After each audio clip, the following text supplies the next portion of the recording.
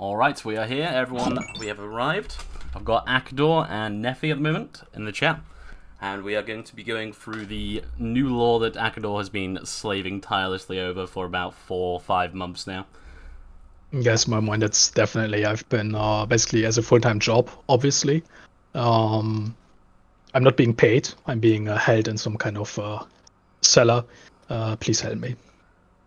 No, no one is coming to help you. I'm sorry. You're not being paid either. Let's get that right away. So what we're gonna do is we're gonna go through some questions that we've got for Akador and discuss the new lore. If you guys have any questions while we're going through, feel free to just ask in chat, and we'll respond best we can. A lot of these are fairly generic questions, but it's just a good way to get over some of the new lore and also give some insight into how we're going to be running things going forward when it comes to lore releases.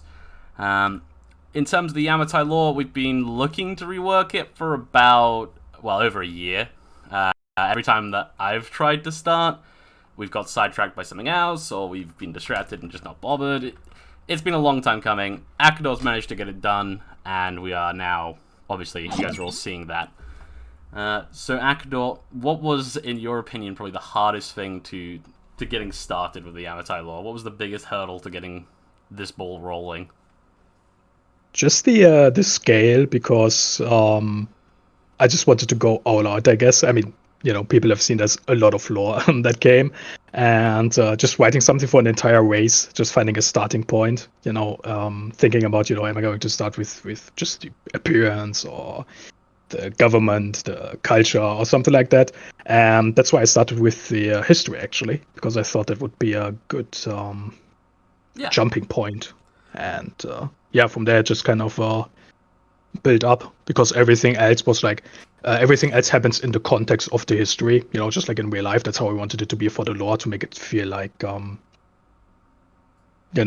authentic, that it all makes sense. I mean, the difficult thing for this one is that it hasn't got a lot of the base lore that a lot of the other races do from Howard, right? It has some vague mentions, and that's about it. Oh yeah, it's basically like entirely like my brainchild. So yeah, that was, and the lore that was there wasn't with that much, to go off of, because some stuff was very contradictory, or there wasn't a lot of information, like with Tsukuyomi, like there was barely anything about Tsukuyomi. Then there was stuff like the women were supposed to dress extremely conservatively, but then it also said that like brothels were introduced to Yamato by the Yamatai instead of the Manui, which are more sexually liberal, which didn't make any sense, and just stuff like that. So I try to make a rework that like is compatible enough with the old lore that it doesn't feel like characters of previous season basically like didn't exist, quote unquote. Yeah, I mean, that's the thing, is me and you have both played Yamatai before several times throughout the seasons. And we both said at the start it needed to basically be a continuation rather than a clean sweep, which you've done really well there. For people who've read the lore, obviously there is a massive, big war that happens throughout it, massive genocide of the Manui, with the Yamatai coming out on top until the incident that stops it all. I won't spoil it just in case you haven't read it yet.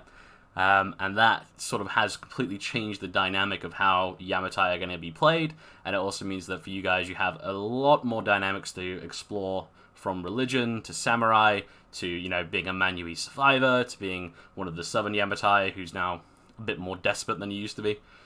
It just adds a hell of a lot more for us to explore and for everyone to go ahead and get involved in. Yeah, there was a question that I just remembered that came up for the Manui. There's not going to be any lore because there's. I don't think they ever even had a lore page in the first place. They did at one point, yeah, they did. It was fairly bare bones. It was a lot of it was talking about their relationship with Dagon and with can't remember her name now, the Witch Queen. We were not planning a lore article though, yeah. Yeah, because they were mostly genocided. They're not going to get that much because there's not that many left. Same for the Onahe. But if anyone wants a reference for appearance, for example, if you want to make some kind of half breed, half Yamatai, half Manui, then the Mu are a good starting point. The Mu aren't the same people, but they're like very closely related to the Manui. Yeah. And I mean, if we get massive outcry for people wanting to play as them, we will look at doing something like maybe a, what are they called? Like we have with war brides and things like that. It's like a subculture of the main culture. If people really, really want to play them, we can look at doing something like that. Something related to Onahe or something like that. But we'll see if there's any interest, and then we'll roll off of that, basically. Yeah, it felt a little bit like it might be a waste of time because the Manui and the Onahe they were never very popular. Yeah, I think we've had 2, and one of them was me. So, yeah it's not been a lot. Alright, so the next question we got for you is, what's your favourite part of the new lore? It's very generic, but there you go. It's, I mean, on the one hand, I want to say it's the recent the mythological origin together with the recent history bit, because it's being able to like weave a narrative and tell a story that kind of informs everything else. And for characters, you know, I wanted to have like events and developments that people could go off of, you know, that they have like some idea what happened in the islands. And then, you know, the Amek made the map. So, or, you know, Amek made the map pretty. Like, I had like a shitty little paint thingy with the different territories, explain how that came to be so people got an idea. But the Sohei, I have like a special place in my heart because, for those who don't know, did, right? yeah, they were the first thing I did, and I kept talking to Nefi and Amek, and I was like, hey, you know, there's not much in the lore to go off of for my Sohei lore, you know, I need more, especially on the religion. And then eventually it was like, oh, fuck it, I'm doing it myself. So yeah. That's how I do. The Sohei Hodo started basically for me. So they got a special place. So we got a question in the chat there from Otaka Buff. I don't know. Otaku. Otaku, yeah, shit. Okay, that makes sense. Yeah, so we've got one from them asking if female samurais are a thing. No. It depends. Like, if you just call the warrior caste, you know, the samurai caste, of course, exist. But female samurai in the sense of, you know, like proper samurai, then the answer is no. Noble women, of course, they have their own what's it called? They have their own roles, you know. But I did include the Bugeisha in the religion lore. They're like female warrior monks. They are basically the closest you get. Yeah. I'd say we did want to add something because we've had a lot of people want to play female samurai, and we didn't really want to do it because it's sort of the law for them that it's not a thing. That's why we did the monks. So there is a way to have your weeb fighting style and be a female character, which I think is actually more interesting than samurai overall, to be honest. Yeah, it doesn't really fit with the samurai. You know, the samurai is supposed to be very may dominated in some way, like in the worldly in general for Yamatai culture, the political aspect, basically the worldly aspect, is very male dominated, and the spiritual and the religious is very female oriented. So female samurai didn't really fit into that. But I've worked ways into the lore for women to be either like dedicated badass warrior women, or to be, you know, at least capable of fighting in some way, you know, being trained. And so I think in general, like making a female Yamatai is going to be much easier, because in the old lore, if you wanted to be a female Yamatai, it was basically just, you know, you got to be the wife that cooks, and it's not very interesting for RP. So they got a lot of love. Yeah, definitely did. So next question for you. These two are kind of linked, so we'll do them at the same time. What do you think people are going to enjoy most about the new lore, and how many samurai do you reckon we're going to have next season? Oh god, how many samurai are? Man, that's I hope a lot. I don't ask me for a number. I hope we're going to have a lot. But I think so. I hope so too. I think people are going to, especially if they want to make a samurai, they might be excited to try out. First of all, that they can basically create their own clan. Like lore-wise, it's not going to get on the map or anything like that. But to have like some pointers and being able to like embed it actually like into the history, and the whole thing with samurai, obviously the most popular part of Yamatai lore. The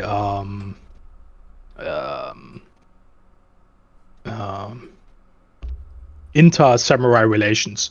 They were supposed to be a thing. I remember you and I talked about that way back in season 4 about, like expeditions of different samurai clans and how the politics would be. But it wasn't really possible with the lore because there were like no relations or anything between them. But now there's like major clans that have very specific relations towards each other, things where they work together, where they are adversaries. And then, of course, the smaller clans, which are also like embedded into this whole frame, they have like their own problems, their own issues. I remember we were talking about it. We kept saying one that kept coming up was we want a samurai when he encounters another samurai for it to potentially be the most dangerous thing that they find in the exiled lands, as well as to potentially be their greatest ally in the exiled lands, because that's sort of the vibe the samurai have. They are either big enemies or they're going to be best of buds probably. Yeah, and then you have the other relations with the Zingarans and with the Kitai, and I just think the most exciting thing for anyone reading that, I hope, or for me at least, is just the possibility of make so many different characters and actually have like a solid basis. Everything from like an Honor Hill survivor to like being one of the pirates that can be part of a more multi-cultural crew. Because they might take in Zingaran sailors from merchant ships they raid, things like that. And as we spoke about with the women, the religious RP is that they actually have a religious page now. That's a lot to go off of. I spoke to the Witcherlist before, for feedback to make sure that they can do something with that. So that should work out really well. And I think we're going to see a lot of samurai, but I think we're going to see a lot more more diverse range of samurai. We might see like a southern samurai, which is brand new. So that would be exciting. Yeah. We've got a question from Mika in chat there saying, noble women / Onamushi are sort of possible then. Is that a yes? Yeah, but I'd say it's a yes, but it's going to be a little bit... You're going to have to think about your character a lot before you post it, is what I'd say. If you're wanting to play a character that's going out there just to be a warrior, I'd look towards the Sohei and the female warriors that they have, because they will do it a lot better for what you want to do. The Onabushi, obviously, they do fight. If the samurai women are cornered, they're going to pull out their swords and they're going to help protect the castle or whatever. But you're not going to be running around the exiled lands doing raids or fighting off supernaturals or whatever, You're going to be a noble woman first, warrior second. If you want to do a warrior first, look for the Sohei and dig into that religion side. Yep, and that doesn't mean having to do rituals or something like that. Not at all. It's just it's just very important. In general, the religion is much more important. That's an important. That's a good question. New important part. Good question there. How open are the Yamatai to accepting foreign inventions? So I assume that'd be things like artifices and stuff like that in that case. Not very. It kind of depends. I wanted to portray the samurai a bit more realistically in the sense of they definitely have like their doctrine and their traditions, but they are willing to change. But it's in the sense of does it actually benefit them, and it won't make them like open to the world. Like for example, when they in real history, when they accepted the firearms, that they actually like innovated on the firearms, but then they still threw out all the foreigners except for the Dutch, because everyone likes the Dutch, or not. It's just my personal bias. So they would be willing to accept foreign inventions if they believe they actually like further their goals. But anything that's a threat to the rule of the samurai in some way, like for example religion, the Zingarans, when they try to introduce Mithraism to their lands, they're not going to be very happy about that. So you're not going to see foreigners running around Yamato especially because the samurai clans are still consolidating, so there's still a lot of chaos, and the samurai are very wary. Yeah, I imagine after the war, any oddness is sort of reviewed with a lot of skepticism. Yeah, the biggest hubs, I guess, for foreign innovation would be Tsubara, because that's where the Zingaran traders are located, and Clan Mori in general, but only in terms of like Kitai, because they're very strongly influenced by Kitai. So that's like two clans that have foreign influence like built into them already. So yeah, if you want to play a samurai, that's maybe a little bit more open to that, than one of those two clans or affiliated clans would be a good idea. Yeah, that seems to make sense. So the next question we've got is, what supernaturals do you think are going to work best from this lore rewrite? So obviously some of them have got a supernatural section on there with some information on it, but what do you think really is going to change for people who want to play a supernatural from Yamatai? I think yeah, there's if you can do that really quick, there's like a bot in chat to ban. We got it. Good. It kind of depends. Like obviously for supernaturals, they're going to have a lot of issue. I think one of the most interesting would actually be deep ones. I'm going to say, please don't stone me.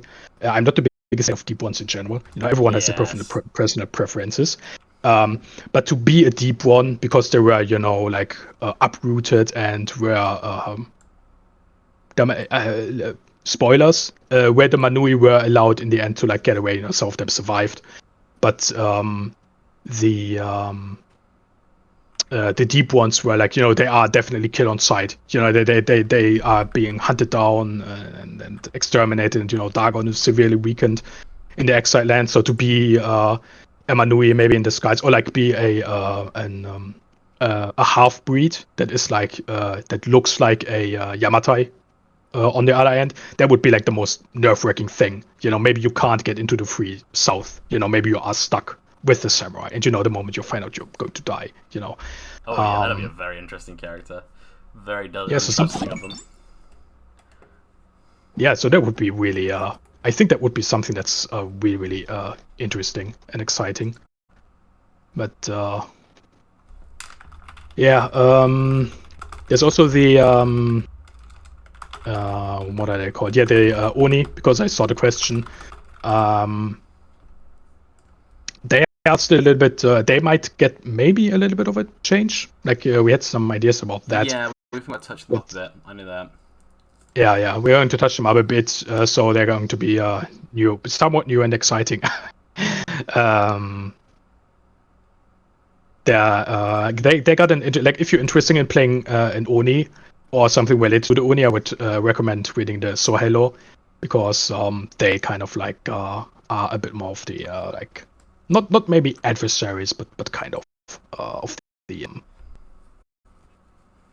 Oni. Like they have a lot of experience hunting them. Yeah. And do we have any plans for the Jill over there? I can't remember if we did that or not in the lore entry in the end. I don't think we made any changes, no. No, that's fair. I don't think they needed any changes. No, I think so. Sorry, if I don't see a question, like my chat doesn't scroll automatically anymore. Oh, it's okay. I'll be focusing on that. I was just moving my character in Conan, so it's in a more interesting spot than a mountain where you can't see anything. Okay, let's have a look. What have we got next then? We have missed a question. Someone asking why you clanned with a deep one in Season 5, Akido? I refuse to comment. That's reasonable. That is completely acceptable. Yeah, we will, for the people who haven't seen the new map yet, we will go into the new map a little bit later in the stream. We're just going to do the Yamatai stuff to start with, and then we've got some other bits and pieces later on for people. So I guess this one is one we've touched on a little bit already, but with the Sohei, in a brief explanation, because obviously I know there's quite a lot to them, what is the vibe we're going for with the Sohei? I was looking at, obviously, like anyone who's familiar with their Weeb lore knows the Sohei from Japanese history. They're like the warrior monks, although I wanted to focus less on the political problems and more on the more on the religious aspect of them. They are supposed to be sort of the religious counterpart to the samurai. Of course, the samurai are also spiritual. Of course, like all Yamatai. Yeah. But they are kind of the biggest threat to the samurai if they were to like rise up. They got like this whole idea that's not as dependent on the hierarchy. And again, if you know your weeb lore, there's the Iko-Iki, which I didn't include technically, but I saw like the seeds like for a potential. If we ever develop the story more, there could be like a peasant rebellion of some kind. It's like that. So the Sohei are extremely spiritual. Many of them are former samurai. And of course, samurai don't like that. They have like one clan, one major clan that they are sort of affiliated with. So that's all the tensions. Like that's why I included in, because I mean they're so closely related that both the Sohei lore and the samurai lore have like a lot of one point overlap, that's they got like one point that's just about their relations towards one another. It's I will give a full disclaimer. It's just like copy and paste. It's like the same on both sides because it explores it from both perspectives anyways already, which I think is important. But yeah, they're more if you want to play like a religious warrior, more than like a worldly warrior. And if you really want to deep dive into the new religion and explore, especially the Kami worship is very strong for the Sohei. It really adds that dynamic that was missing from Yamatai, I think. Because when we did our Yamatai, we had to make a lot of that up ourselves. Yeah. I remember when we did a ritual to the moon goddess, and we literally just made it completely up. And it worked out well for us, but obviously for players, having that information in front of you, it's a lot easier when you're not the owner of the server to go, we'll just wing it and see what happens. So we'll put in as much as we can in front of you to help you out with that. I remember when I remember when we were one of the first things we had was like an anecdote, and I didn't even know it was you, and you were talking about the Oni as like evil spirits, but I had just recently written the lore, and they were just recently rejoined to Giantkin, and I whispered you like, hey, there's actually like Giantkin now, and you were like, yeah, what the fuck, Yeah, I had no idea that was you, but yeah, that was. It's always best when I get to join a clan and they don't know it's me. They treat me like a normal person. It's great. I'm always very I'm always very iffy about revealing who I play in the season because So we've got Mika's question. As for the Onehei, due to their destruction, have they now been turned into a sort of survivalist characters? Yeah, I would say very much so. The Onehei, if there's any left, are going to be very much stuck behind enemy lines. If they are carrying on fighting, it is going to be a guerrilla war without supply. So if you're playing Onehei in the Exiled Lands, you're probably very, very happy to be out of Yamatai. And you're probably still very, very on edge about every single Easterner type character that you come across because of that. So Katai, anything like that is going to be a little bit creepy to start with. Yeah, in the south in Auhu, there is like sort of like a remnant government of the Manui administration that's ruled by Onehei, and that's like the only part that's like around the city, the outskirts, that's like actually has some law and order, because the rest is very chaotic. It's basically like a wild west. There's famine, poverty, criminals, dark sorcery. That's where you're going to find a lot of supernaturals are thriving in that spot.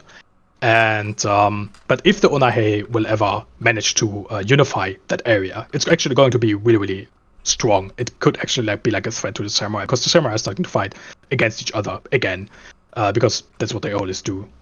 Because there is no emperor or shogun or anything like that. But yeah, most Onehei are going to be behind enemy lines. They're going to try like guerrilla warfare. They're going to try ambush columns of samurai and Shigaru. They're going to try and assassinate important leaders are trying to stir resistance and that kind of thing. But yeah, they're very, very strongly going to be like pure. It's pure survival. You know, it's like being an Honor is basically like a nightmare, and being in the exile lands might actually be like not a vacation, but you know, at least you're not being hunted every time. But the moment you come across a samurai, you're probably going to like see red because you know they killed your people and they hunt you down. And generally not nice individuals most of the time. Yeah. No, being an Honor would be like a very, very intense. And yeah, like you said, any Eastern character you see would probably like freak you out because it might be a Northern Yamatai. Yeah, so let's go for some of the other questions here then. So we've got one asking if we're writing any other lore at the moment. We are doing some lore stuff at the moment, which we will talk to you about near the end of the stream here. There's going to be a vote at the end of the stream as well for everyone who's involved to vote for the next lore article that we push out as well. But we'll save that for the end, and we'll go into a lot of detail about what those articles are and all that jazz. Next question was, how do the samurai see those under them socially? So how does their caste system work, I guess? Yeah, I mean, that kind of depends. So you got, of course, the samurai consider themselves to be, of course, the elite. They are the administrators. They are the warriors. They are the most important people on the planet as far as they are concerned. Of course, you know, there's different personalities. But then you got the peasants, which are usually suppressed, or, you know, mostly sort of left alone as long as they pay their taxes, of course. You know, usual stuff, noble stuff. Then you got the merchants, which most of the samurai, like, they really despise the merchants because they see it's like, you know, it's an dishonest trade, more or less. Yeah. And because of the history, so, you know, I'm not going to go into spoiler territory again, but because of the history, the merchants are kind of like, you know, they're the youngest caste, that they're also the most disrespected caste, except for Tsubara, because, you know, the merchants make Tsubara rich, so the samurai kind of like them there. But although they won't admit that. Yeah, that makes sense. I remember when I played my samurai, I literally used to have Emmett, who's one of our GMs. He would literally go and interact with anyone who tried to come and trade with my character, even if it was just to trade for aloe potions, something like that. He would intercept them so that I didn't have to be disgraced in character by talking to them. And it's so fun. If you find someone who's willing to do the caste system stuff with you and is sort of happy to be that, like, you can have a lot of fun up here with that because you're so different to any other culture when it comes to just general interactions, and it's so much fun. During the war, you know, then the Ashigaru came because it was necessary for the North to even win the war in the first place. So, you know, there's going to be Ashigaru, you know, who are peasants or sometimes merchants, but they're mostly going to be peasants because, you know, the merchant caste isn't very big. They can be like respected at least, you know, like the samurai saw, okay, these people, they might be under us, and the samurai do believe, and one of the school, Tendai, believes that the caste system is like willed by Tsukuyomi, which is ironic because the priest caste was you know, basically the priestly caste doesn't exist anymore. It was replaced by the samurai, and from the prehistory, from the Yayoi. And then you have the Iku Shu, which is the other school, you know, and which is more focused on the Kami, and which is less hierarchical. So if you like the, you know, clan Ishiyama, if you haven't read the samurai lore, clan Ishiyama is the only clan that has Ikko Shu as kind of like the state religion, and there the daimyo will pray in the same temple as like the commoners, like in like one line, you know. There the rules still exist, the caste still exists, but it's like much shallower hierarchies. Yeah. So which religion your samurai follows will also quite heavily inform how he treats his underlings. You know, Tendai Shu is going to be more, you know, I am on top because Tsukuyomi wills it. And for Ikushu, it will be more, you know, yes, I am on top, but that's because of my birth. And in you know, but religiously speaking, like spiritually speaking, we are all the same. You know, yeah. Yeah, that makes sense. So to summarize that a bit for you, I would say if you're going to play a samurai and you want to know how your caste is, you're going to be dealing with the castes under you, have a good think about it before you go in. Have a read about your clan if you're playing as one of the pre-made ones. If not, think about your clan and who they worship, because it really is going to depend from clan to clan and samurai to samurai. Yep. Generally speaking, there's some pretty hard set rules there as well that you should be looking to follow. If you ever get stuck with it on character creation, of course, GM team's there to help you out with it, and myself or Akador happily chat to you about it as well if you need any help. Because we would much rather have 20 amazing samurai than 100 mediocre ones. So we'll happily sit there and chat with you as long as you need.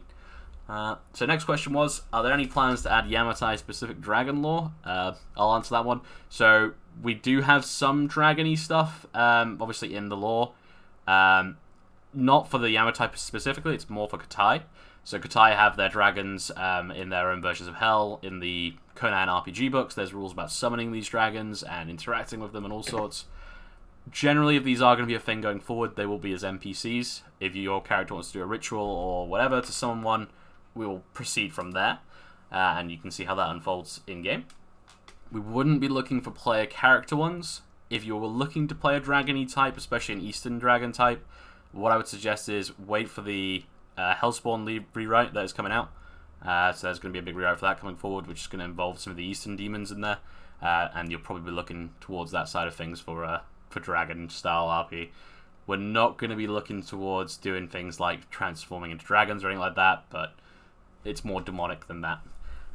In terms of the other dragon, obviously there's Zur, the dragon god from Hyperborea, who's slain by Bori, god of the underworld, yada yada. I've done some stuff with him personally 2 seasons ago. He's a lot of fun. He will be getting a lore page at some point. He's not one of the priority ones, but he is a fairly interesting god if you're interested in dragons. It's just doing a little bit of research. He's only got about 2 or 3 paragraphs of lore, but it is there. And then the next question, I didn't read all the lore for the Yamatais, but will there be ninjas, is what they're asking. Is there ninjas? Well, I need to message you something. Sorry, I know it's a bit awkward for those listening, but I hope you message me on Steam and it pops up so they all read it. No, I don't even have you on Steam. All right. I'll just have a look and make sure we haven't missed any questions while we wait for you to type that then. Yeah. Let me read this out. Yeah, we can mention that. That's not a problem. Okay. Yeah, you go ahead. Yeah, there's lore in the works, or don't expect it to be anytime soon, but it's generally about like assassin orders, like across the entire world, and like ninjas or shinobi, however you want to call them. There would be part of that. It's of course still possible to do them. We got the Shizuka Tachi are more focused on stealing, but there is a strong criminal underworld, and if you want to play a shinobi type character that's an assassin, that's entirely possible. Yeah. I mean, if you want to play one who's linked to the clans as well, you're always welcome to talk to us. If you're looking for a Hattori style thing, for those who want to do a ninja samurai clan type thing, we can chat about it. We can figure it out. But I say right now, Shinobi is going to be coming in the Assassin lore update, which is going to include all of the nations. Hopefully, we're basically going to do a big sweep on it and try and get everyone in there. But the issue we're having with that one at the moment, I will be honest with everyone, the issue we're having with assassins is we want to try and make it a way that if you're playing an assassin, you feel like you are different than another player who can go and assassinate people. We are struggling with a way to make it fun for everyone involved. For if an assassin breaks into your house and comes to try and kill you, we want it to be fun for the assassin, but also for the assassinated. And obviously, I'm sure everyone can understand that's a fairly hard thing to balance.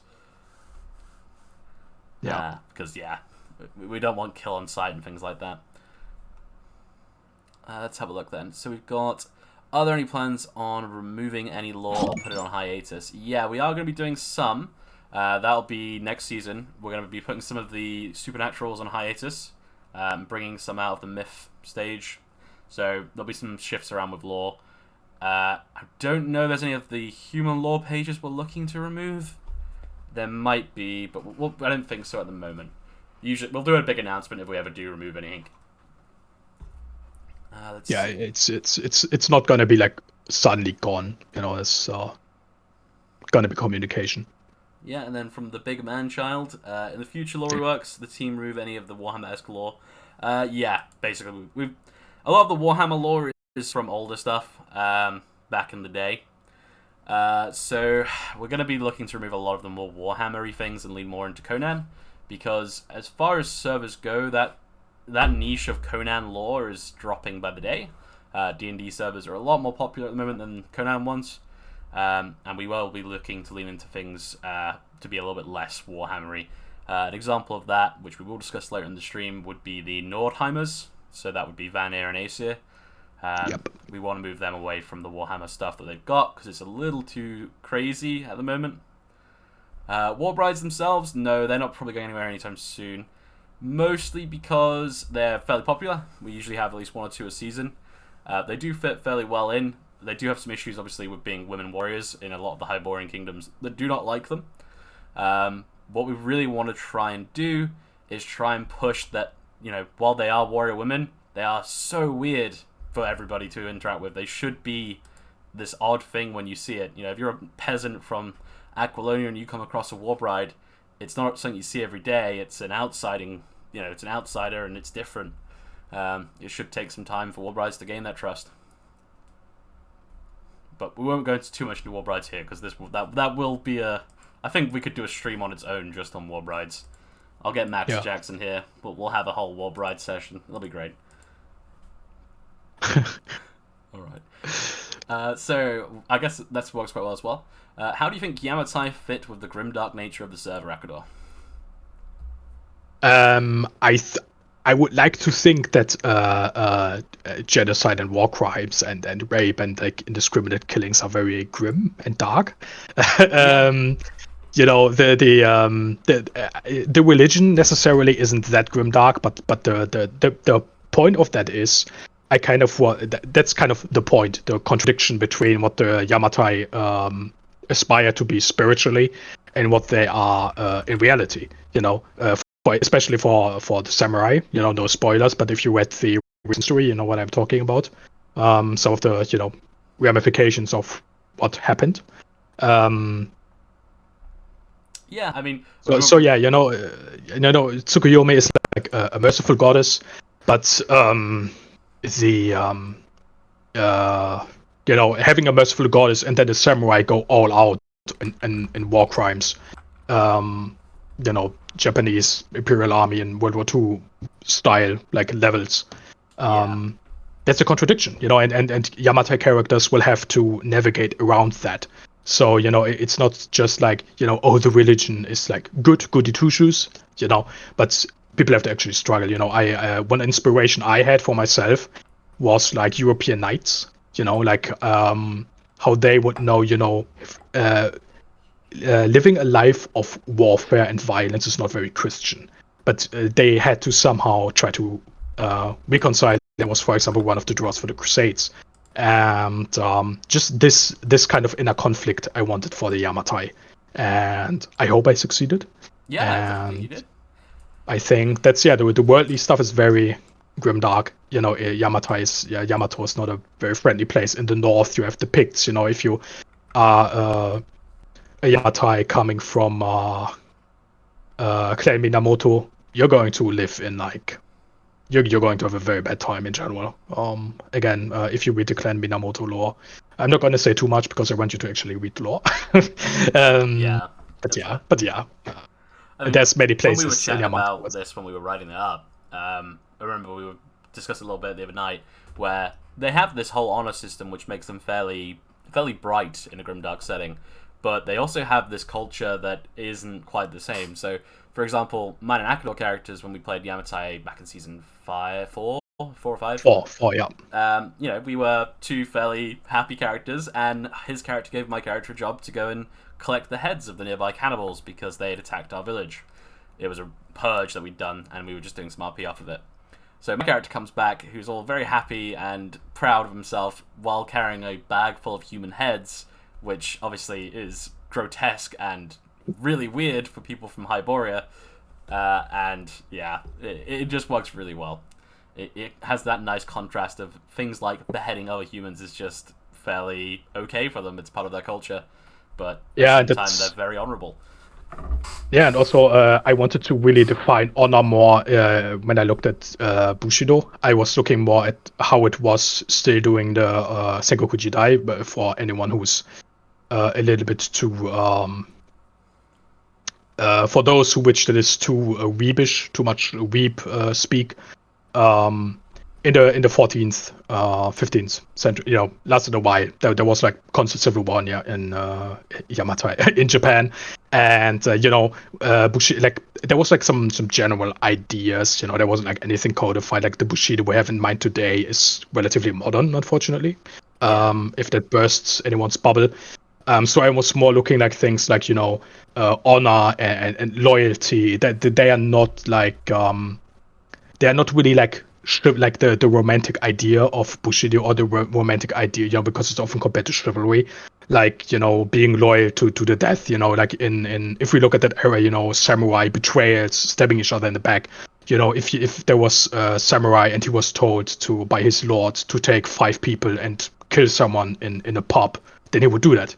It would be totally unfair, but it would be considered honorable because you're doing it in service of your lord. Yeah. So people can really play around with that, with the different ideas of like honor. They might look at the knight and think he's acting dishonorably, or he's acting stupid if he's, for example, like showing mercy where the mercy might actually hurt the lord. Then a samurai would considering that as like failing his duty. Where a knight might think that's very honorable. And in line with the religion. And Yeah. So I won't read out this entire question from the big man child because it's long. But he's basically asking overall where the inspiration for a lot of it comes from, because obviously, as I said earlier, it's not a Howard Lore article in any way, because Howard's lore on this is basically non-existent. In terms of Yamatai lore that we found, it's either a lot of it's going to be third party or a lot of it is headcanon. In terms of how we grounded it at the start of the process, there was a bit of a struggle when we were basically trying to figure out how we were going to link this to Katai and how long they've been separate to Katai, because Katai has a lot of lore that we can work with, and that's I think how we managed to concrete it into working with the Howard lore we have, was tying it closely to the Katai side of things, which has a lot of stuff from Mongoose, and it also has a lot of stuff from Modiphius and things like that. So that helped a lot with that.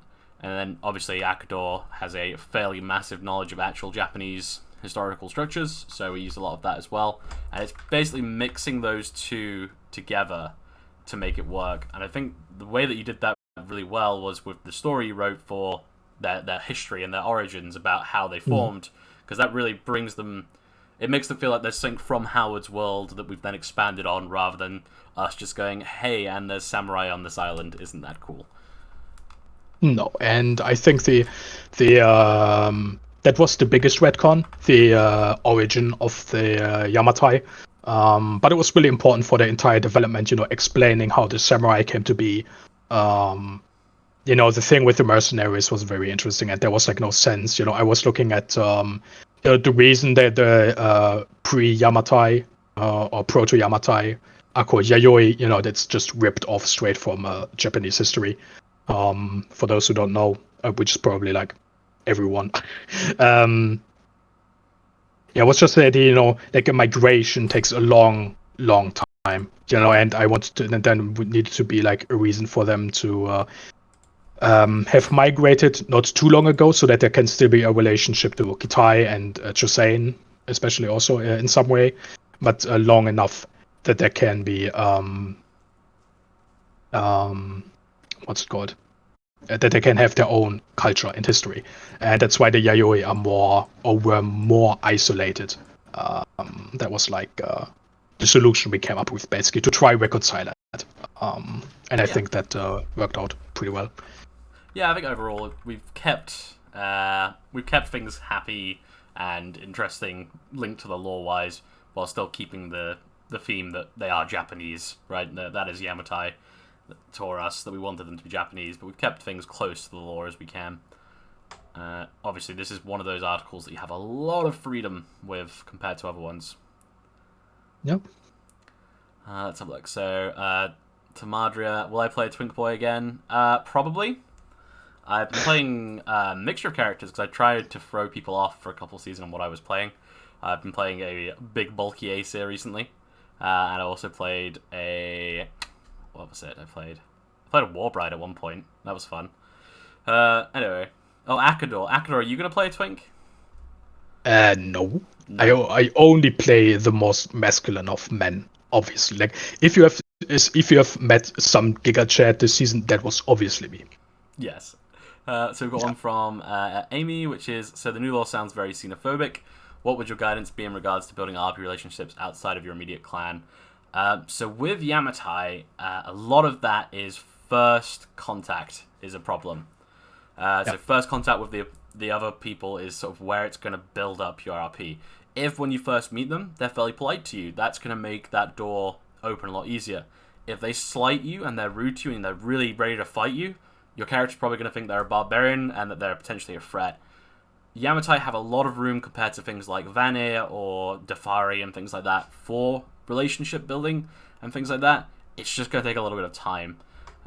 If, for example, a Yamatai started hanging out with Hyborians, obviously I've done it before. It does happen. Mm-hmm. You need to treat them like they are strange. And one thing I'd really sort of keep in mind is they do think they're better than other people.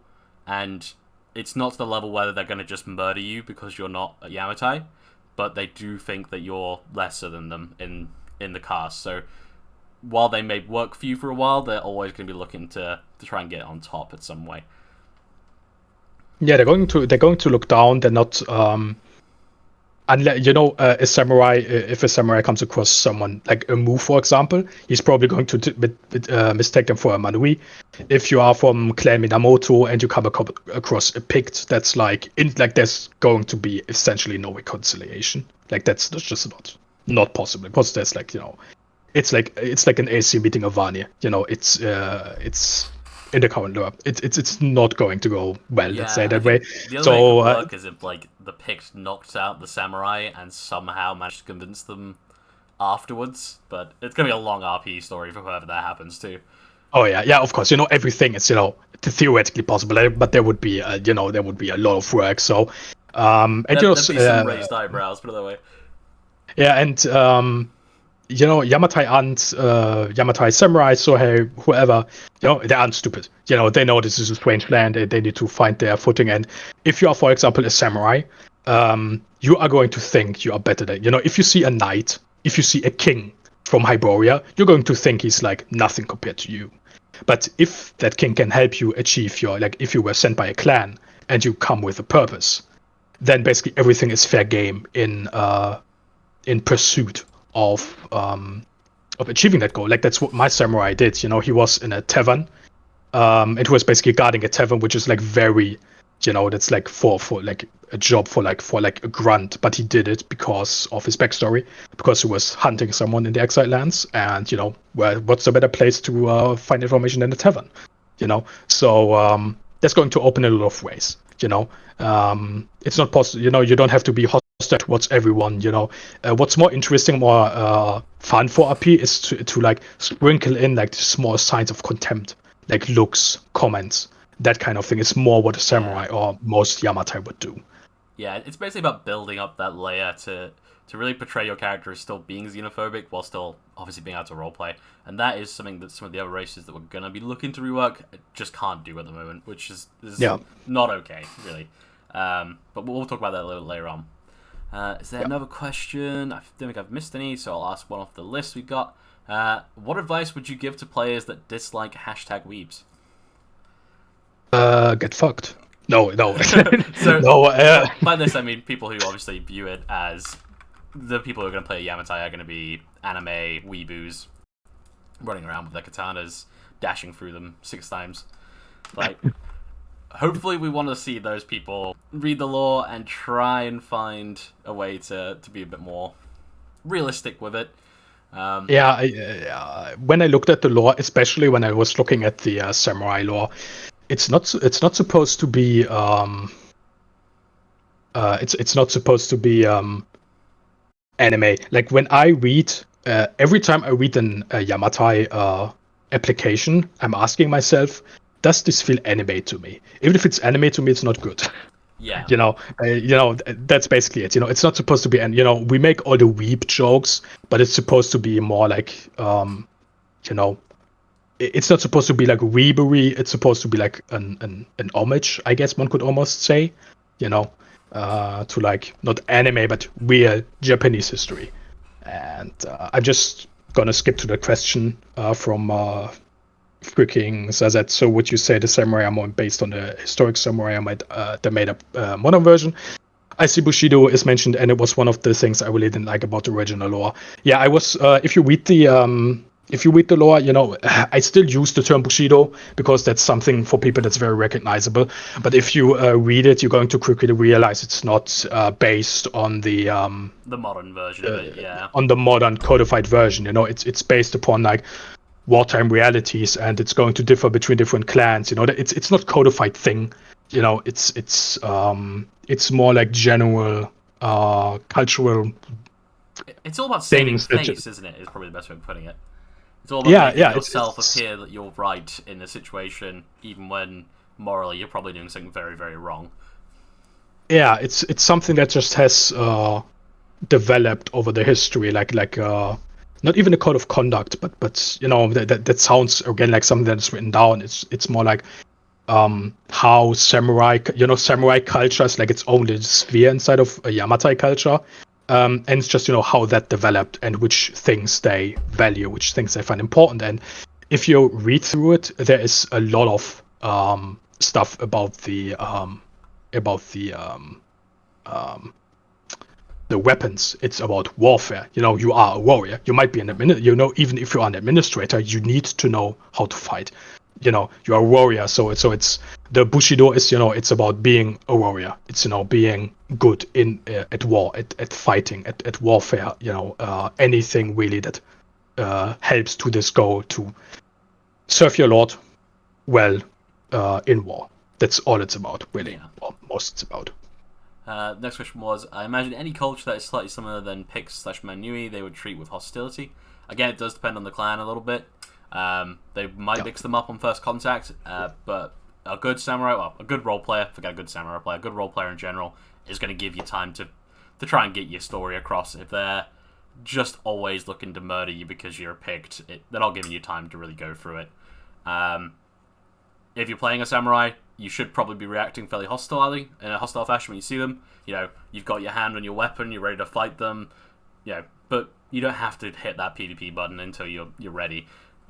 So what I would suggest, if you see someone who's a Pict / a Manui or a Ligurian, as it says here, treat them with some caution, treat them with some aggression. Don't look to go for the kill, even if you do end up fighting them because they're aggressive back. Take that time to figure out what they are before you kill them. Would you agree with that, Akino? Yep. Yeah. I don't really have to add anything.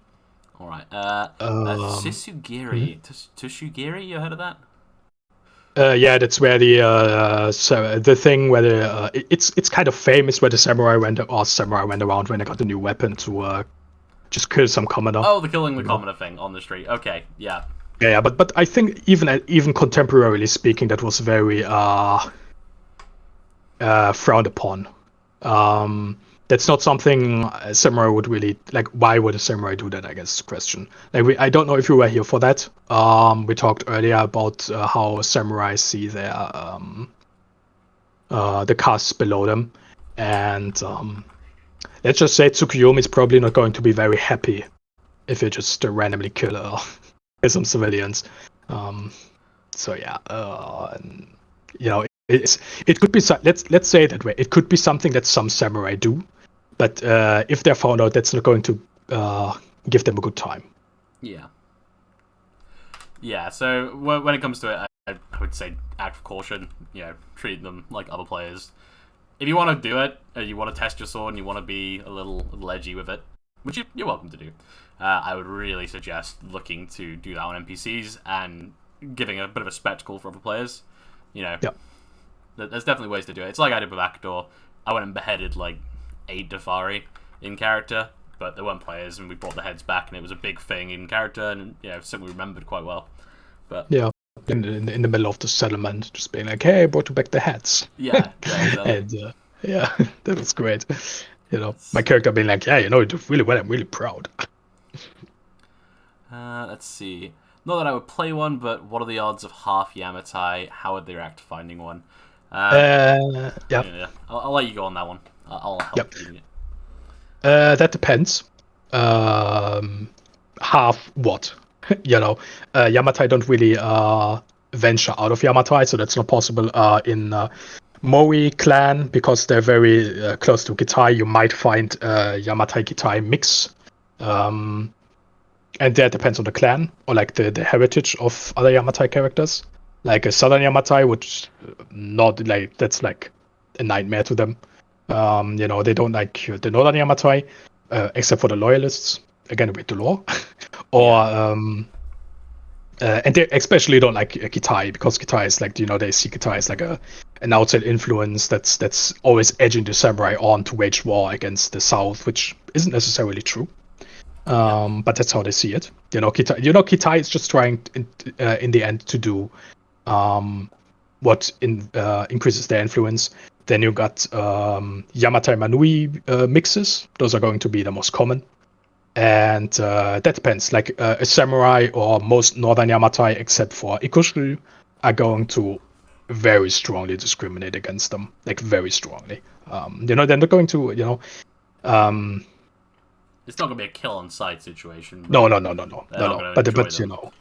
yeah, it's like not allowing them to work certain jobs, or like turning them away. Maybe being a little bit more hostile towards them, and just like language, like this contempt, letting them feel the contempt because they're not pure. And then they're fairly racist at times. And then the other option, which would be very rare, would be Yamatai Zingaran mix, and that's like those people will be straight up outcasts in their society. Yeah, you basically, if you're playing a Zangarian Yamatai, you're probably on a pirate ship or a boat somewhere, realistically. Yeah. Or you're in the dregs of a city. So it is possible, but you're not going to be playing a samurai who is half Zingarian, for example. That's just not going to happen. No. The samurai are all going to be pure. Let's have a look. What else we got then? I think that's it. Does anyone else have any questions you want to ask? I'll just check to see if I've got any more in DMs quickly.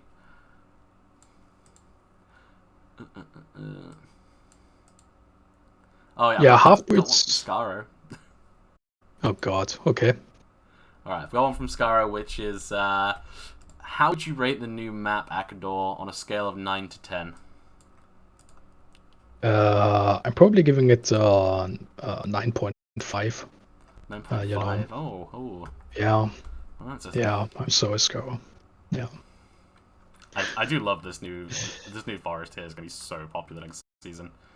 I know right now there's people who've built up in the trees. I won't spoil too much for obviously in character reasons, but it is very, very cool. I was riding through here in character the other day, and it is very fun. No, it's actually really great. Like you can see how much time went into that. Yeah. There's a lot of depth in it. You just gotta have to stick your face in it to find. Let's see. Was there another question from Amy? Yeah, we'll do that one from Amy first then. I assume geisha had different roles based on the house they belong to. Crimson Lotus for assassins, for example. Are there any plans to implement that? I mean, geisha are a thing in the lore, and they got some love. Shout out to Cunt Boy, our good Cunt Boy. Did you know that it once was a U instead of an O? Very interesting bit of Grim Saga lore. And from there you can just, I guess, try what you want. If there's like geishas that are a little bit more, a bit more on that side. Like geishas. Yes, free cut boy. You mean C0NT boy? That's what you mean, right? No, free cunt boy. We want cunt boy. All right. None of that. All right. I censored that for a reason. God, we were so when they joined the team, I went, you can't have that as your name, so we're gonna have to change it. And they just put a 0 in it, and I was just so confused and just done with it. I was like, that's fine. We'll accept that. But yeah, I would say, Amy, with the Crimson Lotus stuff, obviously I don't think the Crimson Lotus stuff is in the lore at the moment. No. But if you have a character in mind and you want to use that, as always, you can just speak to us and we're happy to work around it. Like, we can work that in if we need to. Just because it's not on the lore page, if you've got an idea, as always, just ask. We can help work it in.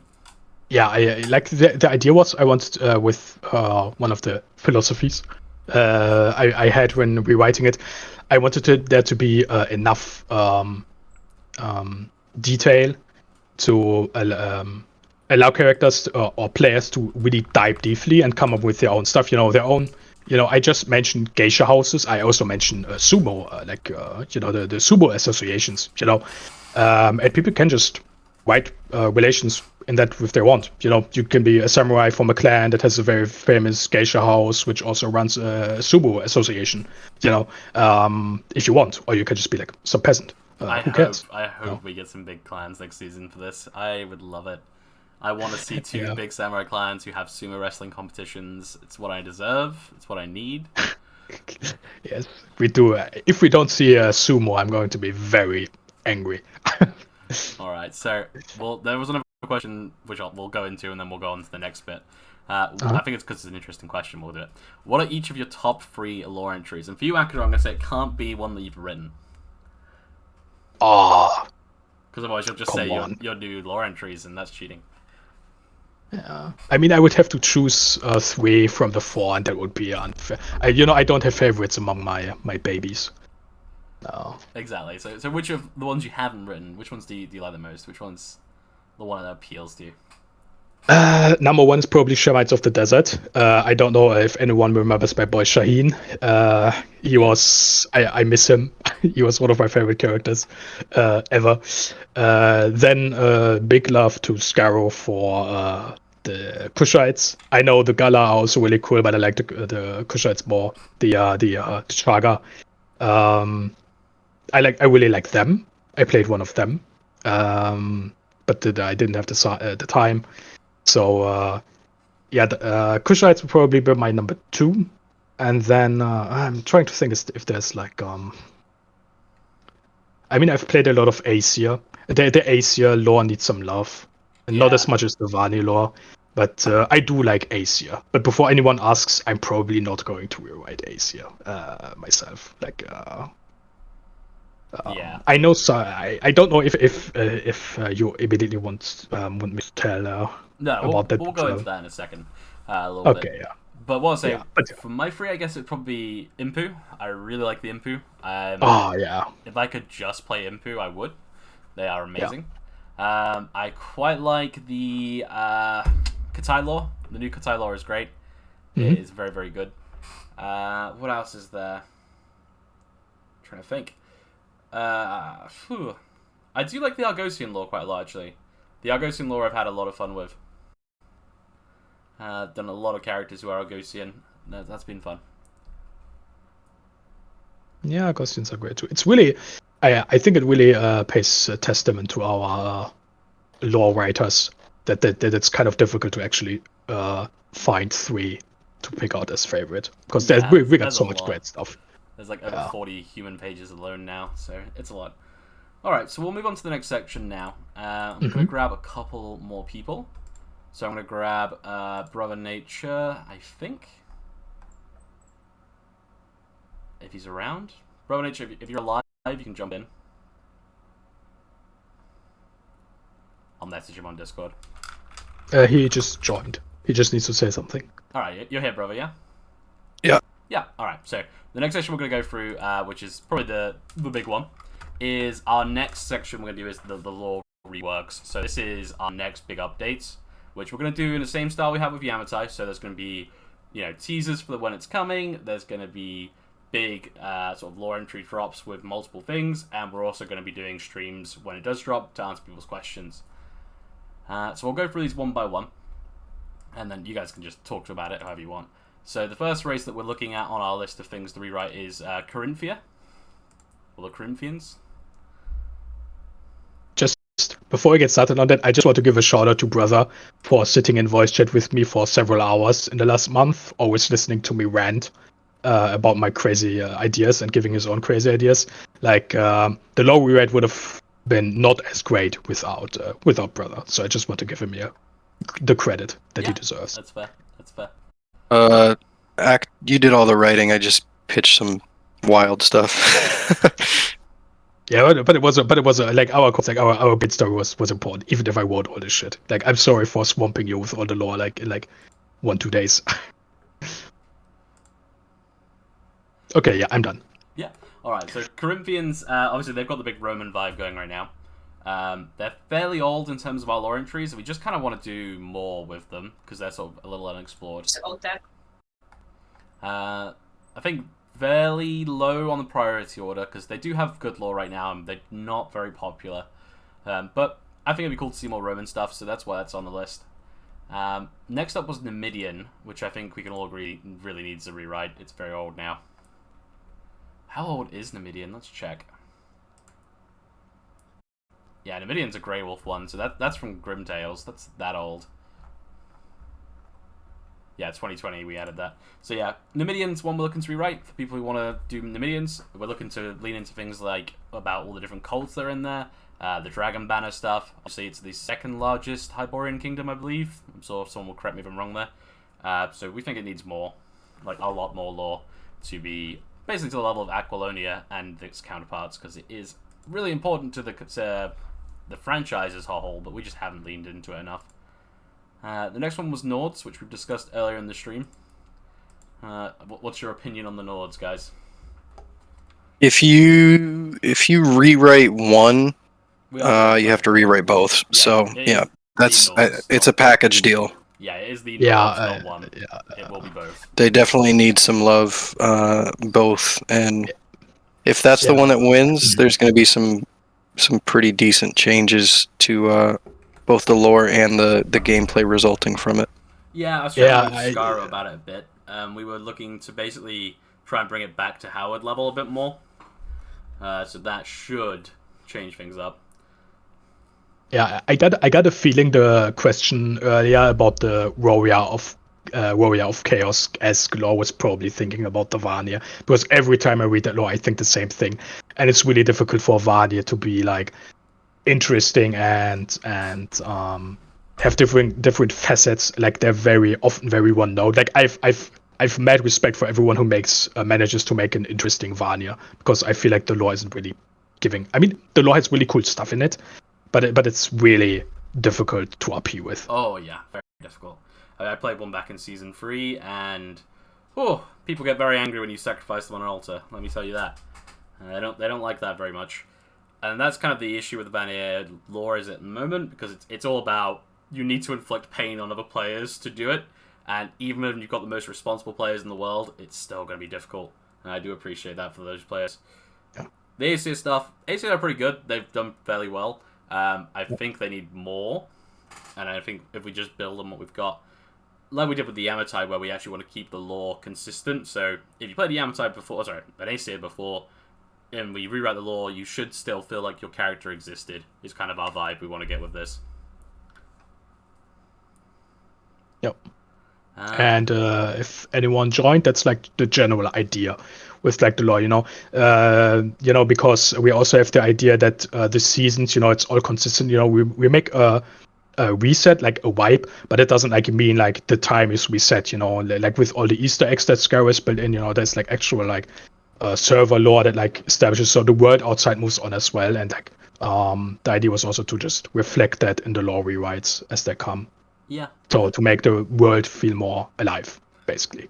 Yeah, I feel like Nords are probably going to be the most popular one because they are played a hell of a lot by people. Yeah. And I know a lot of people have been asking me for a while to rewrite them, so I could see that being a very popular one. We will try and reach out to some of our more Norse viewing people, because we know some of our lore writers really like them. So we will try and get those people to help out. Yeah. The next one was Stygia, which I know a lot of the GMs don't want to touch because it's a cursed one. Stygia is old, and it is one of our most popular races. It does need some updates. It needs to be brought back in line with Howard a little more than it is right now, and it needs to expand a bit more into, I think, the Exiled Lands in general, because they are the faction with the biggest influence over it. What have we got on opinions on Stygia from you two? Because I know neither of you really like it. I don't go anywhere near it. Yeah, just to show how much I don't like the Stygia lore, I was in Scar's DMs like annoying him because because I wanted to play an input that was not Stygian.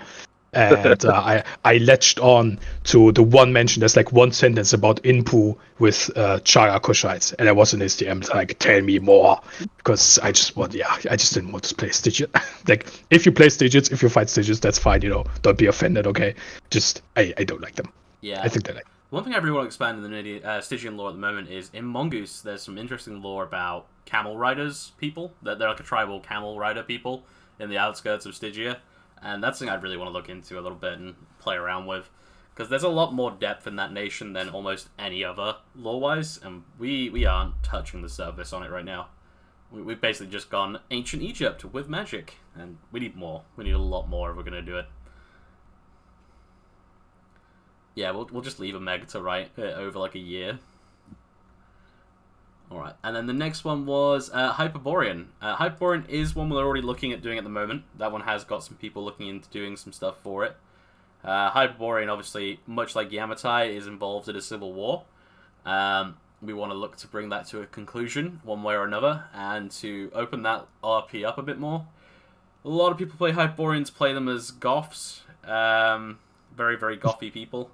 And we don't want that. We want to lean more into the Slavic style of them, and we want to lean more into the dark magic, and really get that unique culture that they have going. They are the most alien race in Conan, by far. If you're into, dare I say the E word, if you're into elves, they're about as close as you're going to get. This aloof northern race that's almost human, but not quite. So, yeah. And now we're going to get so many apps about like elves. No, oh my god. We're not giving them elf ears. No, none of that. None of that. You should have never said anything like that. No, I know. But they are going to be horrific alien That people. was a huge mistake. But yeah. Obviously, we have seen some new Gurnakai stuff coming from Conan Exiles as a whole. So we're probably going to be touching on them as well, which is something we didn't I think want that, to do. if anything, that would probably be baked into the Hyperborean lore. Yeah. I don't think they need their own page. Yeah, I don't know. We'll see. It depends how special we want to make them. If we want to give them like unique RR abilities and stuff like that, we might give them their own page. If not, they're just going to be basically primitives plus, which is fine. But as I say, we'll talk about that a bit more when we get to actually doing that article. But yeah, they're the races we're looking to put to a vote. So that's the, how many is it? 6, I think? 5. So it's 5 races we're looking to put to a vote. We're going to let Corinthia, Numidia, Hyperborea, Aesir, and Veneer. So that's 5, yep. Yeah, so we're going to put those to a vote for everybody, and we're going to let you guys decide which one we do next. Just because one doesn't win a vote doesn't mean it's not being worked on. It's just the one that you guys vote for is the one we're going to put most of our resources behind, and a lot of the, stuff like this, so Twitch stuff behind. Could be pretty cool to make Vanir or Aesir more Viking-ish with colonization, trading, and having sagas. Yeah, I mean, that's the thing, is there's a lot of stuff for the Vanir and Aesir that we could do. They have pretty good lore from Howard already, and we really should be looking to expand that a little bit. And yeah, Aesir are landlocked, as Gated Ours said, so they won't be sailing anywhere anytime soon. We have some neat ideas about what we could do with the Aesir being landlocked, and how to make them reflect Nordic culture a little more. And to that end, we also have some pretty great ideas of how to kind of shift up and shake up the Vanir and make them reflect the culture a little bit more, while making their playstyle a little better as well. Yeah, we a little more open-ended. Into the proto-Vikings that they are, right? They're not pure Vikings as a race. They're Vikings before Vikings started setting sail. It's kind of their thing. Obviously with Vanir we've got the Reavers and stuff like that, which will need to be rewritten as well. So there's a lot to do for the Nord if they do win, which they probably will, I think. We'll see.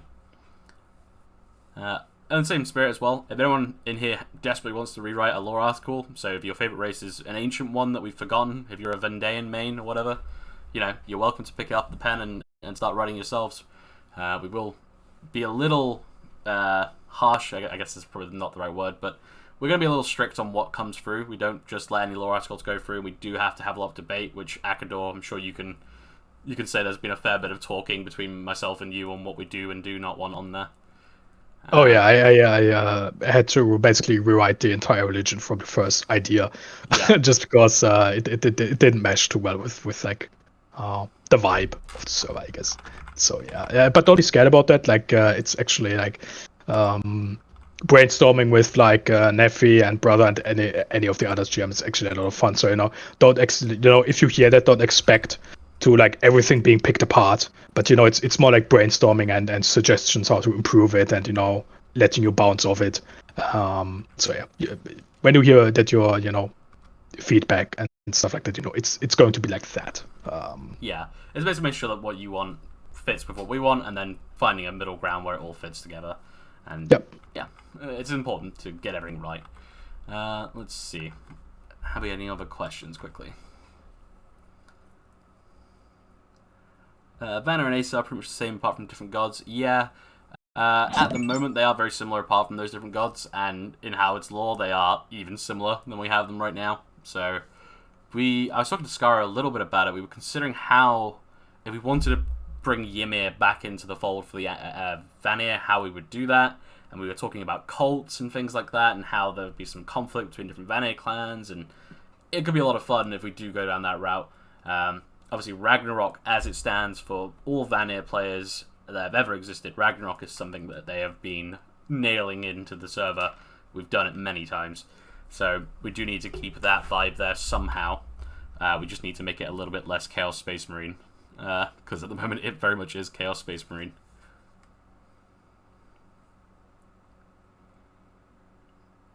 Let's see. Alright, I think that was basically it. So do you guys want me to run around the map a little bit here while we chat about the next thing? Yeah, okay. So where was this? Scar wants me to look under a map to the right, apparently.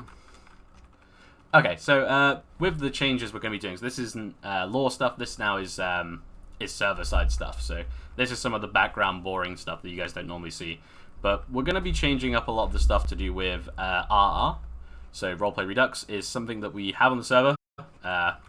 We don't use it nearly as much as we should. It has a lot of tools, and we're using about 50% of it, if that, which isn't enough. We want to look at doing things like, we're going to be changing how your points work. So for those of you who are sick of having like 90 points in everything, well, I think you have 25 points at the moment, we're going to be reducing that by a lot.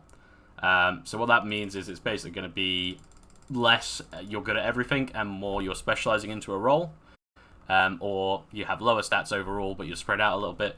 It's just to make, if for example you want to be a medic, say for example you want to be a doctor character, if you take those 5 points and you slam them into medicine, that is going to be a lot of your points. That's a third of your points gone, and that's a big point drop to do that. So that character then becomes a lot rarer, which means that character becomes a lot more impressive when you do find him. On top of that, we're going to be looking at when you do have 5 points in a stat, giving you some kind of small buff. It's not going to be something that's game breaking, or something that means that you have to have 5 points to be good at it, or whatever. But it's little things like, maybe if you have 5 in medicine, you're able to do a lot better surgery than someone who doesn't. You can have a much better understanding of medicine than someone who doesn't, and things like that. You are a master at your craft at that point. So that's something we're looking to do. What else was there with points? Do you guys remember what else we were looking at? It's quite a lot. We were looking at runes, also to implement runes for like sorcerers and for forge masters and stuff like that. So what we'll do is we'll put runes in the world as craftables, and also from rewards from quests, which we're going to do a lot more quests next season as well. So it means, for example, if you're a forge master and you want to give out a special weapon to someone, you can now give them a rune that will actually directly change their stats and make them better in some way. These aren't going to be stuff that breaks the dice system for people who use dice a lot, but it is going to be stuff that gives you a lot more RP value than what you have now. On top of that, if you're an explorer, you might find something like a cursed bracelet that changes your stats in some way, and that's what this rune will do to you. It might allow you to enter certain rooms on the map that you otherwise wouldn't be able to, for example. We're also going to make it, for people who have been asking for this for ages now, how can we increase our points? And it's always been, the answer has been, you can change your points around. We're going to be changing that to, you actually can increase your points through roleplay, because you're going to have less points overall. If people want to increase their stats, if you want to become a better sword fighter through roleplay, that's going to be an option now to be done. We're going to make it a lot easier, and we're going to keep it as far away from the ritual system as possible so it's accessible for everyone rather than just a few people.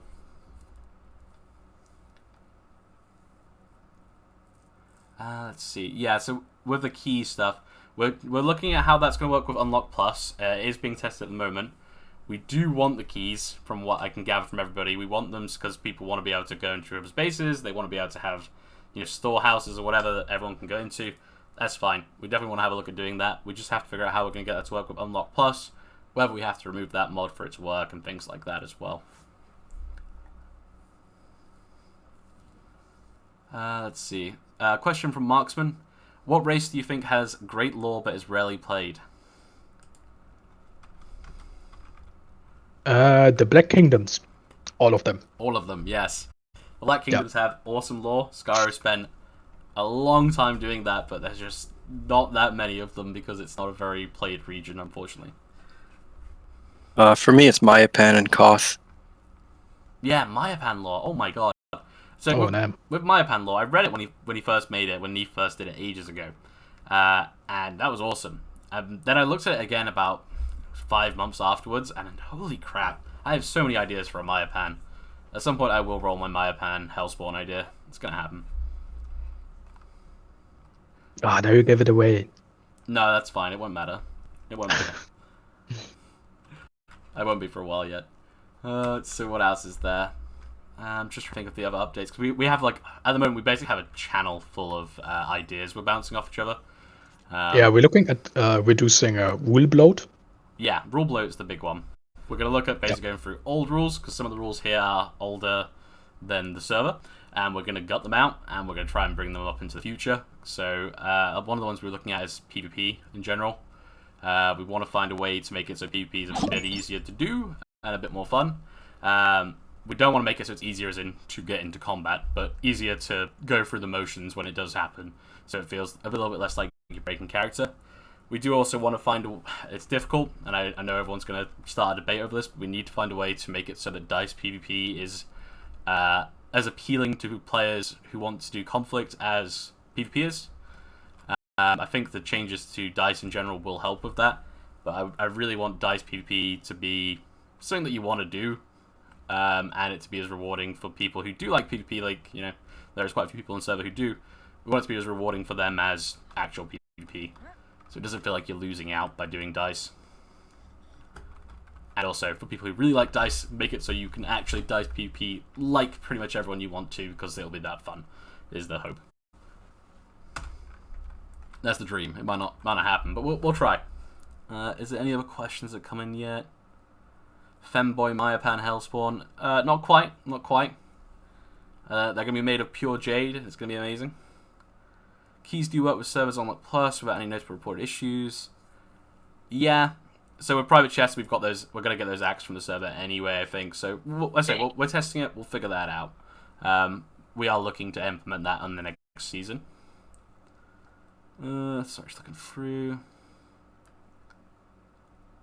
Can we speak of the glory of Numidia?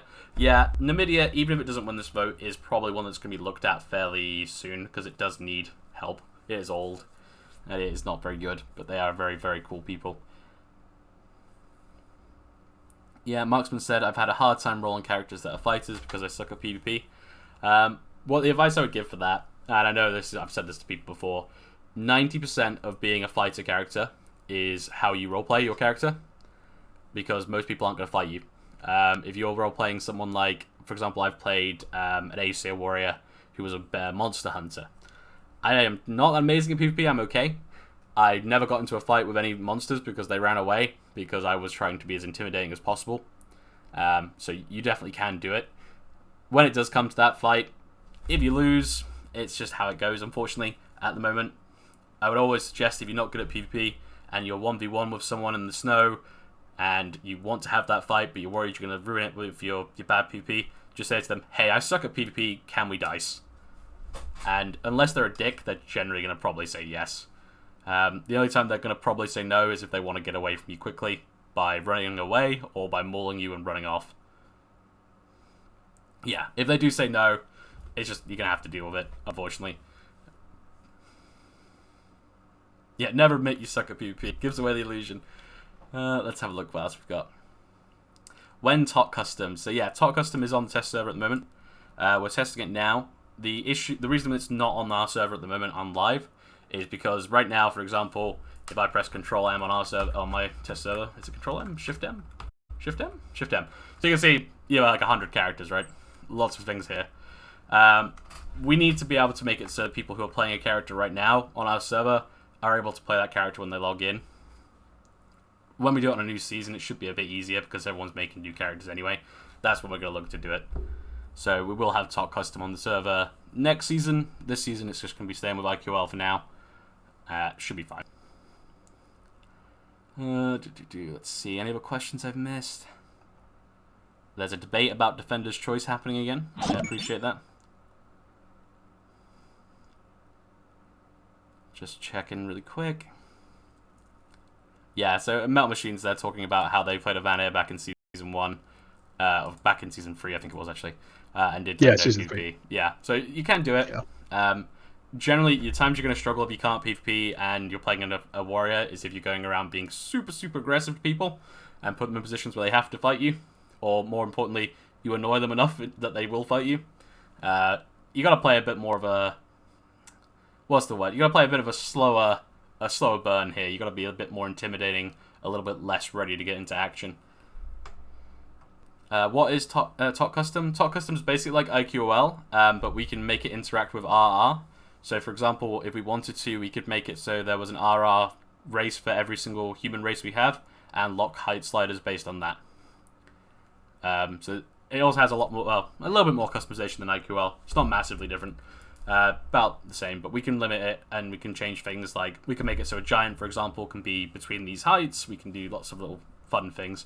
And I think you can have different hair colors, which is one of the things people are going crazy about. It's all fairly interesting. Just checking if there's any other questions for us quickly before we go on to the next bit. No, that's okay. Yeah, so I think Top Custom is a big one that people have been asking us for a while, and we are looking to implement it next season. So don't worry, it is coming. It's just a case of waiting for it now. Much like next season. It's just a case of holding out now until it arrives. Neffy, check staff chat real quick to see if you want to mention some of these things that we have in the works. For anybody listening, we do have a whole lot in the works. We're looking to revamp a lot of different systems, a lot of different rules that have been outdated. And generally, we're updating a ton of stuff. So hopefully these are all positive changes that you guys are looking to see. We'll be probably asking the community for recommendations after we've done the brunt of the changes. Yeah, so looking at the ones that you recommended, we have mentioned the specializations. With building kits, we did talk about building kits when we released the new map because we wanted to give people a catch up. The way that we've done it is we've given you star metal tools to start with instead of steel ones, so it makes, as a new character, a lot quicker to get started. We also had planned to add a quest system on the new Yamatai island in the north. For those of you who've found it, there'll be a lot of quests there to get yourself resources and things like that to get you started with basic buildings and things like that. That's how we're going to do building kits probably going forwards, is going to be through in-game. Yeah, regarding the Yamatai Island, I just want to mention there's going to be a storyline around it that's also going to be involving the end characters. So, you can look, it's not finished yet, but just look out for an announcement, for an event. So there's going to be some cool stuff coming, like we already have did a lot of brainstorming about that. Yeah. Should be coming very soon. I think it should start probably this weekend if we have the time. Yeah, basically the Yamatai stuff we're probably going to be doing this week and this weekend. I've got a 3-day work week this weekend, so I'll have a bit more time to help deal with that. I'm just trying to see if there's anything else I can tell you guys, because we've got a few. I'm just going to open the Season 10 changes. There's one here for no first fight PDs, but that's already a thing. PvP rule view, I've gone over that with you guys a little bit. PvP rules, they're going to be fairly changed. It should, for people who've done PvP on the server before, it should feel fairly normal in terms of doing it. for those of you who are new to the server, it's basically just a case of reading it should be easier, and doing it should be less intrusive. So you're not having to do weird stuff like dealing with countdowns quite as much. And we want to get it to a stage where you don't have to tab out and read the PvP rules to be able to do stuff, because we don't want you to have to ruin and stop your RP. I know for the moment, for like a raid, for example, if you want to do a raid on another player's base, you have to send us a ticket, which we will then do, and we will go and look at who's online, and we'll try and balance those raids for you. We basically want to try and make that a bit easier for us and for you, so we can turn around to you and go, sorry, no, there's only this number of players online, you have too many, you can raid with this number, and just try and get those a bit easier, a bit quicker for people, so that it doesn't slow down RP, because we have had cases before where people have just sat there for like an hour trying to sort out a raid, and then the other team's logged off, which just isn't great. What else have we got? I mean, the big one is skills, which we've discussed. So, yeah, we're going to look at changing the suggestion channel, which I think is the biggest change we've had for a while. We've been fairly strict on the suggestion channel in that we get you guys to post something, you make a suggestion, and then we read it, and we'll either say yes or no, or we'll not respond and we'll keep it and do whatever. We're gonna make it so that there's gonna be some discussion. There's gonna be some rules on that. So we're gonna let you guys discuss them and make threads and things like that about suggestions. We're gonna smack it down if there's any bullying, because that's kind of where we didn't like it. We don't like it if someone makes a suggestion and people start bullying them about stuff, and it just derails it and makes it toxic. If we can trust you guys with it and we can make it all healthy, it should be perfect. And we should get a lot more interesting suggestions that we can actually work with. Yeah, I know. Hashtag not a discussion channel. Yeah, the plan is to try and get it so that it's to a stage where, you know, we're not all kids. We can all be mature enough to have a conversation and see what happens. Worst case scenario, we just remove people who keep causing fights and let people make suggestions as per usual. I've been pinged by somebody. Oh, yeah, so clan sizes are going to be changing. We're going to be upping clan size to 10. So it'll be the same build pieces as it does at the moment with 7. But it's going to be clan size of 10. You won't be allowed any sister clans. So that basically means that you can have a bigger clan, but you're not going to have like 24 players in a clan, which happens sometimes. We're happy with you making allies. We're happy with you building, you know, just outside of render distance, but we don't want to have massive clans who take up about half the population and dominate things. And I think everyone could agree with that to a certain degree. It also means for those of you who do play in 7-man clans quite often, you can have 3 more friends. So, you know, it all helps out. Fates will be removed. So we're going to remove the ways to the exiled lands with fates. We're going to remove those and look to implement something else in the long term. What I was considering doing with fates, which I don't think we're going to do, we're going to look at something else, was having it so when you make your character, you select your fate in character creation. And that means when you go and speak to someone in the world or interact with things in the world, it treats you differently. But we're going to have a look at how we can do it and try and make something interesting with that, rather than just it being a box you fill in on the character sheet which never comes up again, because that sucks. And it's not really doing anything right now.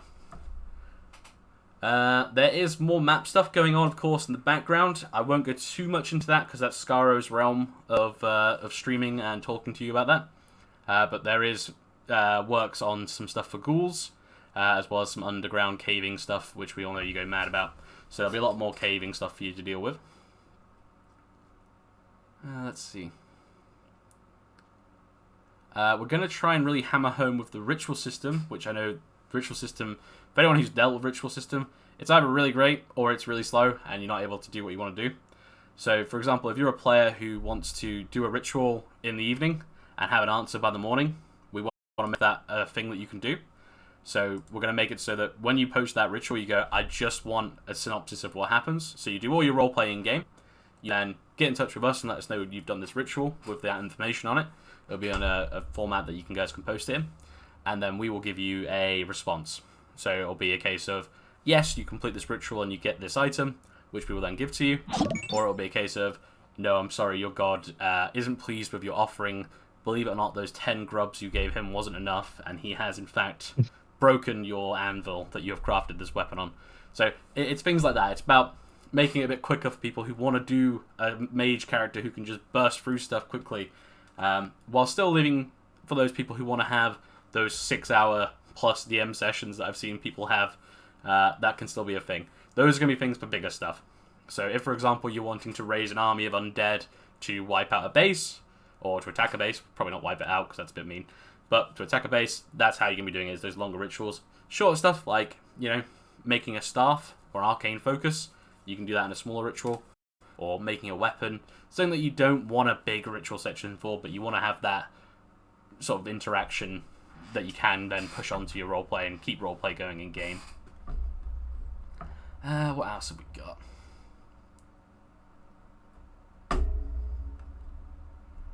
Yeah, so as someone said, alchemists as well will be able to really benefit from that.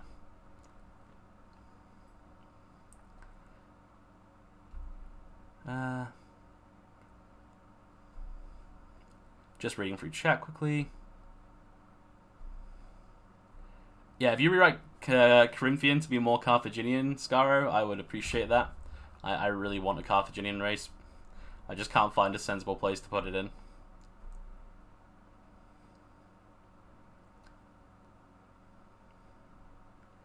Some kind of undead event that the Keeper could do with the new zombies. Yeah, we definitely could do that. We generally like to leave that to players when it comes to undead stuff, because we've done a lot with it in Season 1. If you guys want to do a Necromancer character and want to start sending undead around, there's always time to do that. Yeah, so as Meg said, the ritual system at the moment does allow you to do that already. So if, for example, you have a ritual at the moment and you just want to have a synopsis, so you just want someone to tell you the result, you can ask that. You always can. But we're going to try and make it a bit more obvious for people so that it is a bit easier for you. So you can basically post your ritual, and then hopefully within the next day or within the next couple of hours, you've got a response. So it's going to be treated like a GM ticket rather than treated like a week-long process, which it works for some people, it doesn't work for others. For people, for example, I won't go into too much details because it's an active player. There's someone I spoke to this morning who's been struggling a lot with their ritual system because they have to wait a while, and their whole character is based around rituals, which means that they've not actually been able to get to where they want to. And we're almost 3 months into the season at this point, so they're not likely to get to the stage they want to by the end of the season. But yeah, it's all about making sure people are aware.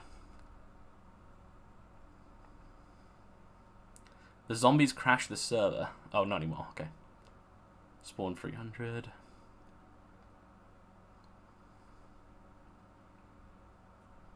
Yeah, so has anyone got any other questions for me? Any questions from you two as well? Anything else we need to discuss?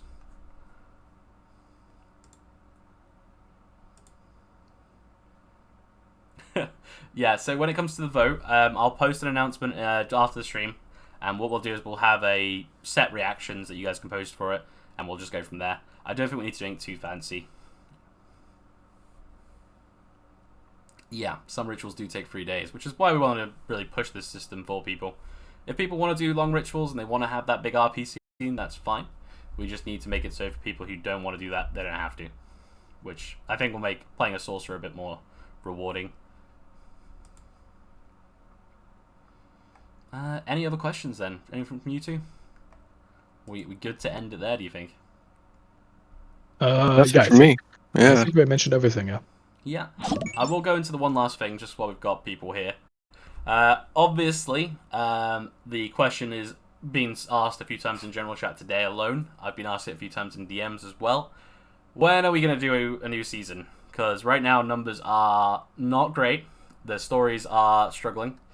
And people want a new season because they want to make new clans. We're going to try and do it as soon as possible. Well, not as soon as possible. We're going to do it when it's right. Right now, obviously, as I've told you before, we're doing a lot of stuff in the background to get ready for next season. We want to keep things going at the moment, currently as a season, because we've got the new map, we've got the new lore coming. So we're going to let people keep playing. We're going to push the new lore as soon as we're ready, and we're going to push the new rules out while the season's ongoing, so there'll be updates coming for you as you go through, which means that we don't have a 2-week scramble where me and Meg have to do everything before the season starts.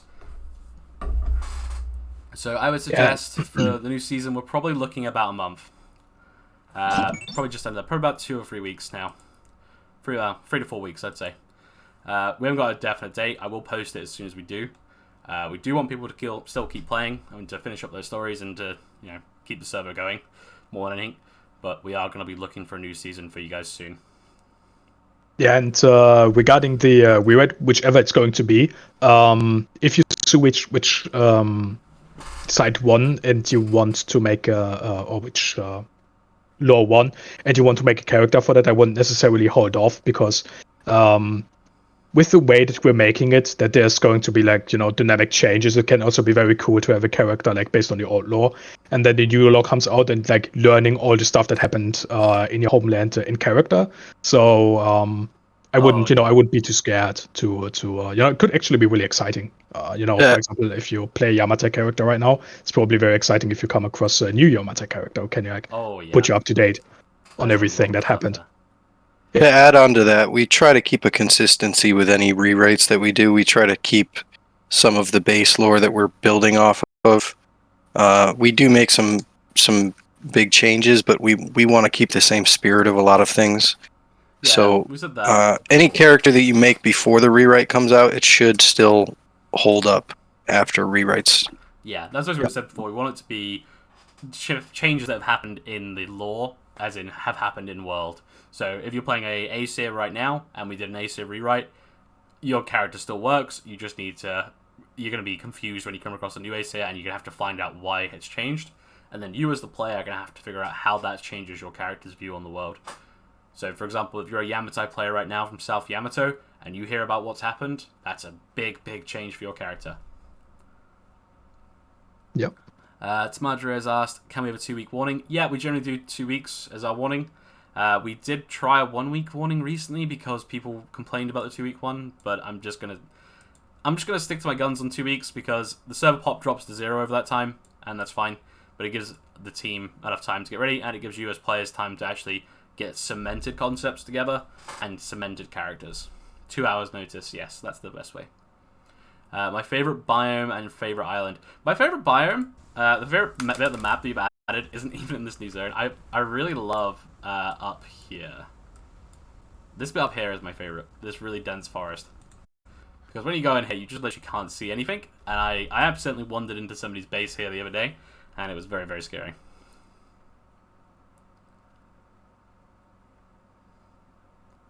Yeah, I mean, we could do a thing with similar to Season 2. This is a question from Marksman, where we basically do like a mini restart.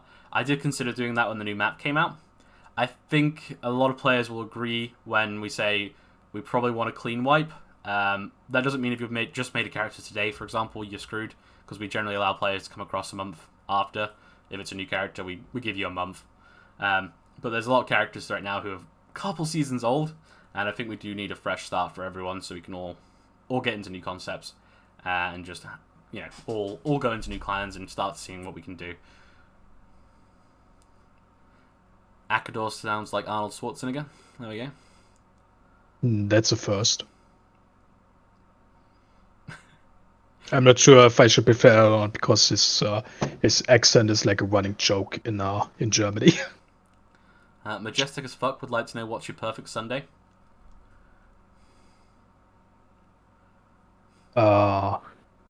Sitting around playing Conan Exiles on Grim Saga, of course. On Grim Saga, you can find our server link here. No.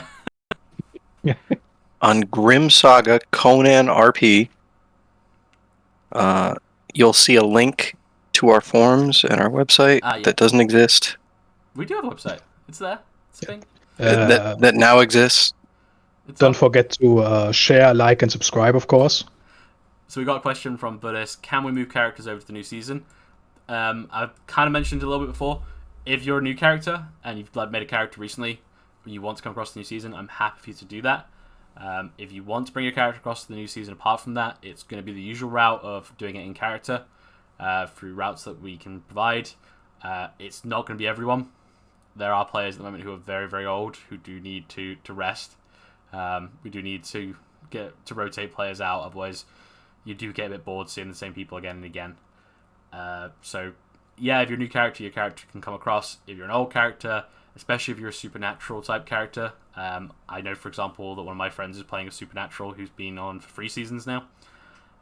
You will be re-rolling probably this season, unless you can sort of really convince me, but it's not going to be easy at the point. We need to rotate those super slots because everyone needs to have a go and see what they can do. Any other questions? Who's your favorite player, guys? That's a loaded question right there. Who's your favorite player? I'm gonna let brother answer that one first. You don't want to ask me that question. Is Dreams banned? I don't know. I absolutely love everyone equally. You love everyone equally. Yeah, that's fair. Oh no, Dreams did get banned because they had a little moment in general chat. Yeah, I remember that. Yeah, they are banned. Maybe they can have a chat with me if they want to get unbanned, but they gotta be a little bit sensible about it. I'm not gonna worry too much about it. My favorite player, generally I like the players who are playing antags, solo antags well, and by that I mean people who play werewolves or play things like yetis and stuff like that, who will go out and they will go and scare the living shit out of a new player, to the point where that new player is actually terrified. And I love those players because they really embody what we like. I like it when they don't murder those players. I like it when they make them so scared that they are actually going out in groups and things like that. And the players who accept that when their time comes, it's great. I like that. I think it was... Who was it who played that Werewolf when I was playing my Pict? I think it was Terenza, maybe? Someone played a really good Werewolf once, and they were really good. They were literally... We were chasing them in the dark, and they were emoting at us while we were PvPing about snarling. It was so dark we couldn't see them, and it was terrifying. We just couldn't do anything. We actually managed to down her in the end, and we did a big ritual with her about trying to cure her... Well, make her into a full-blood werewolf rather than a half-blood. It was good fun. Do we remember, shit, what was his name? He was around for a couple of seasons. In season 5, he finally managed to become a heckler. He finally managed to become a werewolf, and then he was killed like one day later, like the same day. The Pict. Oh my god, yeah. Yeah. Oh, that was so sad. He was a great Pict. That's an interesting guy. Amazing. He's playing a race that's so hard to roleplay with other players. Like, Picts is, I think, the hardest race to play. And he somehow managed to make it so that he had loads of RP connections while still keeping that character vibe alive, right? He still felt like a Pict the whole time. He did very good. I don't know if he's still around. We'll have to ask him. I just want to make a quick note. Moving into this next season, for all you listeners, I really hope you guys take a deep dive into the Yamatai lore and into the maybe lesser played races, the ones we've mentioned today. Take a look at those lesser played races, the lesser played Supernats maybe, things like Yeti, Satyr. There's plenty of things that people just don't really see played. Don't look at Satyr. Don't look at those. Okay, don't look at Satyr. I think we're going to remove those. Yeah, that goat's going out back. Don't worry about the Satyr. Yeah, okay. Yeah, don't look at those. But just do a deep dive into lore. Think about things that haven't really been played before. There's a lot of good lore that people just haven't read. So take a look at what we got. Even if you haven't seen a lore before, that doesn't mean it's like bad or anything. Even if it's not popular, I think Cunt Boy this season with the Camboosians has really shown that there are like really hidden gems. So you can really like put a race on the map if you play a really good character, and there's a lot to go off there. That's the other thing, like you say, if you play something and you do it really well, you'll notice the next season there's a few more of them. Yeah. Like, all you have to do is remind people they exist, and they go, holy shit, that's cool. And then they go and read the lore article, and they're away as well. Yeah, it's a lot of fun.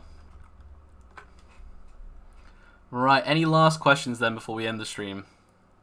Have you seen Slash Manny this season? Oh, vampires. Yeah, so vampires are an interesting thing. So vampires either make a load of amazing RP, or they don't really do anything. There's no middle ground.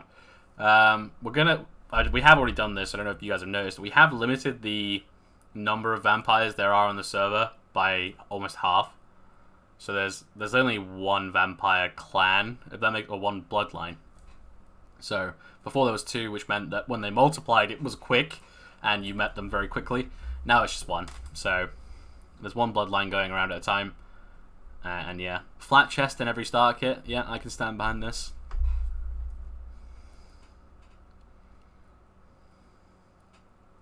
remove Lust Spawns. Yeah, I'd say Hellspawn's about to go through a big rewrite. Lust Spawn probably won't be removed as a concept, but it'll be matured a little bit, because at the moment it is kind of just all about lust, and I want to move it more to different dimensions of that. As the Hellspawn lore is going to be touched up. It's going to be Eastern side of things we put in there. We're going to look at things like the Mayapan Hellspawn, things like the Antillean demon worshippers and things like that. So there'll be a lot of different changes coming for those, hopefully. What other questions have we got? You can't eat Scaro's supper for breakfast, no. The Black Kingdoms had a major rework recently, Flavius, so they all have new lore. Some of the lore for them is... I think all of it's all done.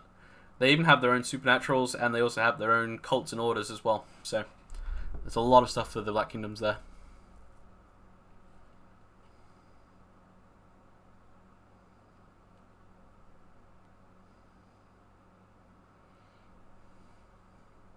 Also, I think we've only had like 2 Lust Spawns, so I can see the Lust Spawn conversation is still going.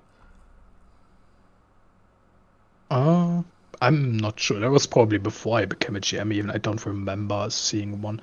I mean, some players might as well be Lust Spawn. Let's be honest, but proper Lust Spawn.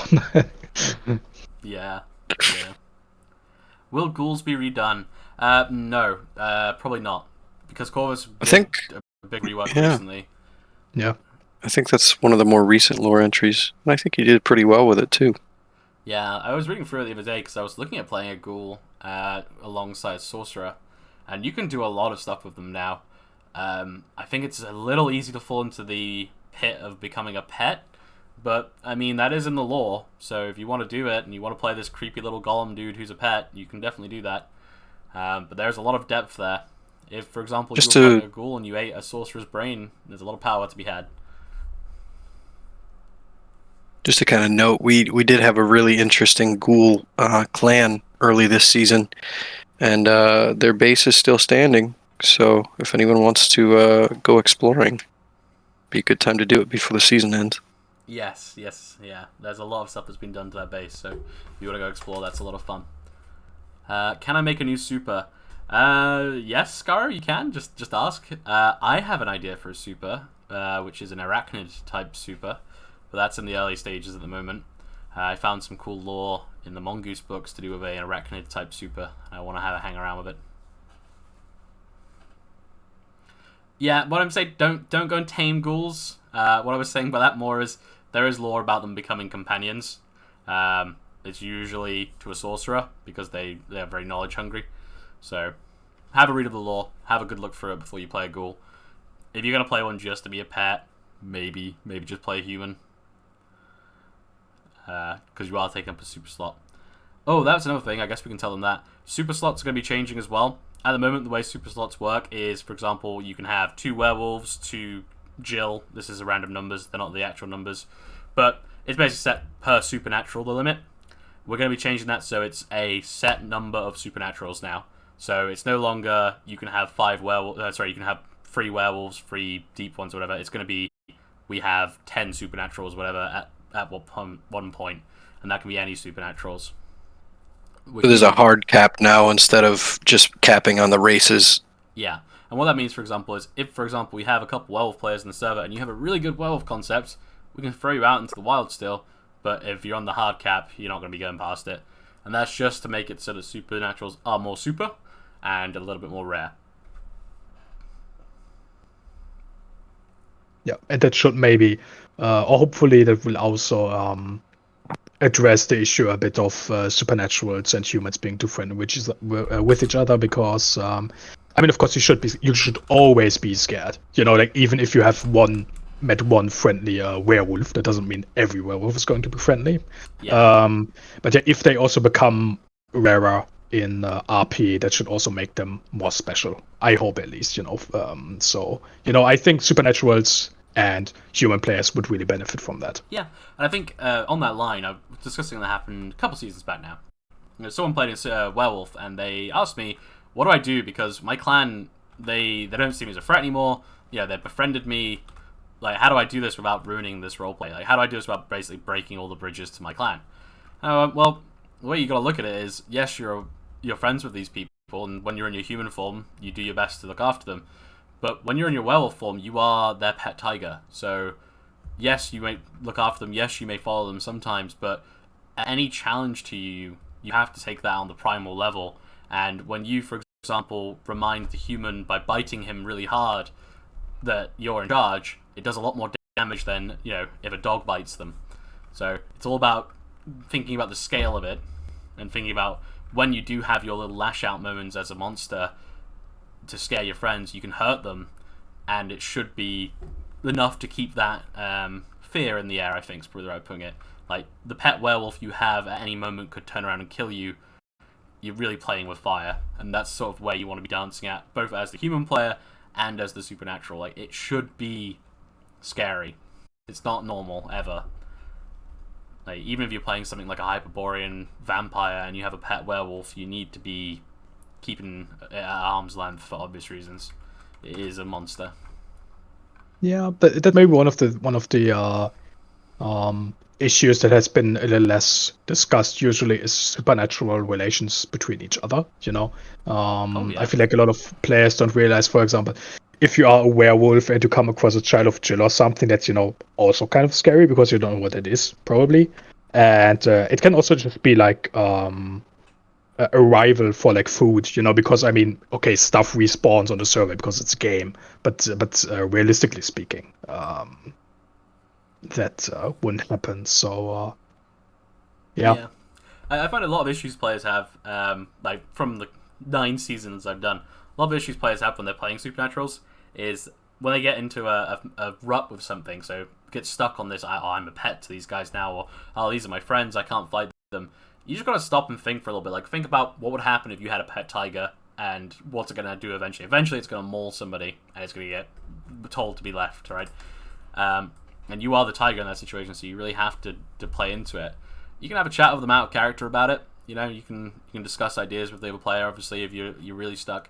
But always just try and treat it with a bit of respect, because you're playing a monster and the other person's playing a human. He should be a little scared of you, and you should be a little scared of him.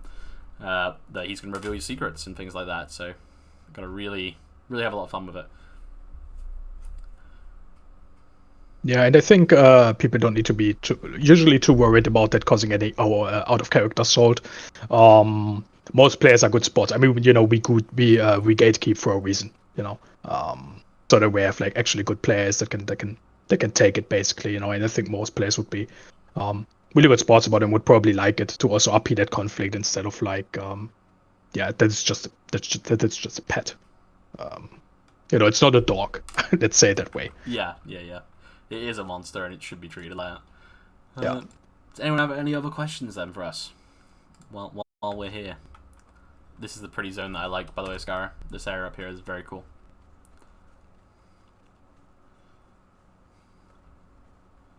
It is just beautiful. I will have to build up here at some point.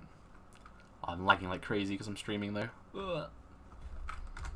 That's my favorite island. Has to be the ice island as well. I guess I have a thing for snow. But the ice around this island alone is so scary. I really want to do a chase scene on here. On Vinland. Yeah, Vinland.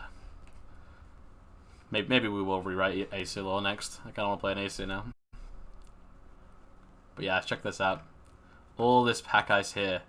If you're getting chased along it, if you hit this with a pickaxe, this ice breaks. So if you're ever being chased by someone, you can literally knock them into the ice behind you. And if you get stuck underneath these big ice sheets here, it is really disorientating. So yeah, enjoy that if you ever do get the chance. And you can see right there where I'm pointing with my bow. That there is a hole, and that there is a hole.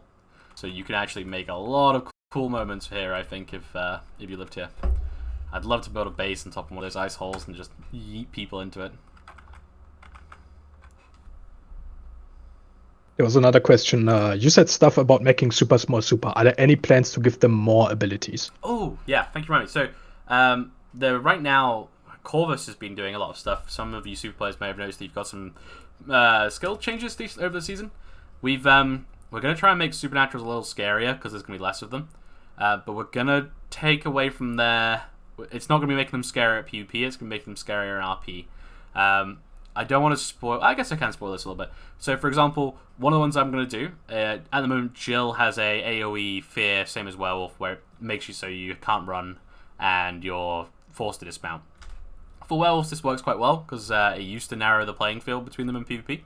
And then the horses were forced to fight on foot, and it just made some cool interactions. But we're going to make it so now that the AoE scream for Jill, what it's going to do is it's going to be a... we're not certain the stats yet, but it's basically going to do an AoE deafen. So if you fail a check that it's going to do against you, your eardrums are going to rupture in character. So you're going to be able to fight stuff, and you're still going to be able to interact in that scene as you need to, but your character is now deaf for a set amount of time. We're not going to make it a permanent thing, because, oh god, that'd be horrible. But your character, for like the next couple days, the hearing's gone. They just hear ringing. And that means that you have some lasting effects for that roleplay, and you also have this... it's a lot of fun to roleplay with those disadvantages when it's short-term. So we're going to try and make more thematic stuff for supers, so that they have longer-lasting RP effects that don't just kill or cripple. We don't want it to do that. We want it to be more RP and more interesting. So someone who comes across you, for example, just finds this person wandering around deafened and then having to try and RP with you that way. That's going to be a lot of fun for people.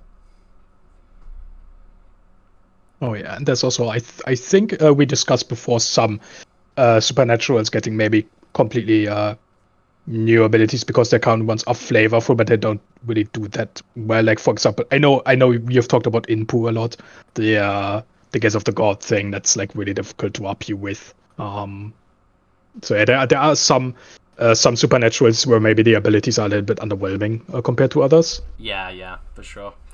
A lot of some of the older supers. But as I say, we're delving into RR a bit more. We should be able to make some more interesting things. I think Snake Men, Serpent Men, at the moment, they haven't got that interesting abilities, so they're probably going to get some changes. We're going to try and focus on the races that play a bit less, so we get a few more. As for the conversations happening right now in the chat, with Supernaturals and clans, some of them actually rely on it as a class. So, for example, Vampire, some of the Vampire roles are to infiltrate clans, same with Serpent Men. I know it's annoying sometimes, especially if you have a concept and someone goes, I'm a Supernatural, really. It can undermine it. But it also can make some really interesting stories. So it's about balancing it and being sensible. I think by decreasing the number of Supernaturals, it's going to be a lot less common, and it shouldn't interfere with as much. And when it does happen, it should be more special. But yeah, it's going to happen sometimes. It's just part of the parcel of having them in the exiled lands. The trick is how you react to it. Just to harp on that a little bit, a lot of the work that we're doing is to make these interactions, like Neffy said, more special. We want these, when you interact with a supernat, when you first meet one, we want it to be a rare thing, and that's kind of in the spirit of what we're a lot of the changes we're trying to push right now. Is we want these supernats to be intimidating or special, and we want the RP around them to be special and in a memorable circumstance. We don't want it to be something that you see at every base. Whenever you turn a corner, there's a new supernat. That's definitely important. The other thing as well, we're going to try and avoid, from an admin side, we're going to try and avoid stacking Supernaturals into clans. We've had a little bit of that this season where you have a couple Supernaturals in the same clan. We're just going to try and stop doing that. But that's going to be something we do on the backside, which you guys won't see, but hopefully you will feel it next season. How are you going to handle humans killing the Supernaturals instantly? Yeah, so with killing Supernaturals instantly, it's not common, to be honest. A lot of the time players will down a Supernatural and leave it. It's usually when it's a repeat offender it dies. I think if you're playing something like a Wendigo, or you're playing something like a Werewolf, and you are going out and you're attacking people, you do need to play with that in mind. There is a permadeath server, and you might die. In terms of what we're going to do, hopefully with more dice options available to people and to Supernaturals, we should see a little bit less aggressive encounters, but, well, not aggressive, but a little bit less death encounters in those cases. But generally speaking, it doesn't end in death anyway at the moment. Most of the time it ends in the Supernatural downing the player and leaving them for dead in the wilderness, or it ends with the humans running away or downing the super and leaving it as well. So that's generally the outcome. We're going to try and make it so there's more RP before and after that. Ligurians, yeah, Ligurians would allow a werewolf, probably. It would depend on the Ligurian, and it would depend on the werewolf. Can it be made transparent what supers can and can't do OOC? So it used to be a thing. We used to have a channel which had listed every single supernatural ability. We actually made that invisible because people were annoyed that people were metagaming their abilities. Right now, it's going to be... all the abilities are going to be on RR, so you'll be able to see them if you're the super. All I can really say on it is it's based off of the RR stats now, so there's no shenanigans that can be had. They can't cheat it. Their sheet is going to be checked on character creation, so they shouldn't have crazy stats. And yeah, it should be fine. What we will do is the best advice I can give to that is that if you're considering a super and you don't know exactly what they do, just have a chat with the GM. We're happy to help you guys. We're happy to discuss concepts and things like that. So if you have questions, if you want to know what a super does, just open a ticket. We're happy to help. Yeah. So for example, if you're playing a werewolf and you want to know how the mechanical side of that's going to work, we're happy to let you know some information. But what we really don't want is we don't want, for example, a brand new player to log into the server who wants to play a vampire. He goes and reads the vampire lore, sees all their abilities, told he has to play a human. He's playing for a couple of weeks and he comes across someone using the vampire abilities. He immediately knows what that is, right? That's what we want to try and avoid. Obviously, for a lot of you veteran players, you know the abilities at this point, but we do need to kind of think about it from a new player standpoint, because we have a lot of new players every season, and they do go through it all, the same as we did the first time. And for them, it's the best bit, right? I think you all remember when you first joined how scary it is when you come across your first super, or how scary it should be. I know some of our supers have been less than scary. Yeah, it can, even as a veteran player, it can be very scary. Like, coming across a very good Wendigo. I remember in Season 4, the Wendigo that terrorized the entire server. Like, even as a veteran player, that shit is so terrifying. Oh yeah. I mean, it's one of those things about being an admin, is you know that player as well. Yeah. And oh boy. Like, for example, in Season 4, me and you were riding up to fight that Wendigo. I knew exactly who it was out of character. I'm like, I cannot win this fight in any way, shape, or form.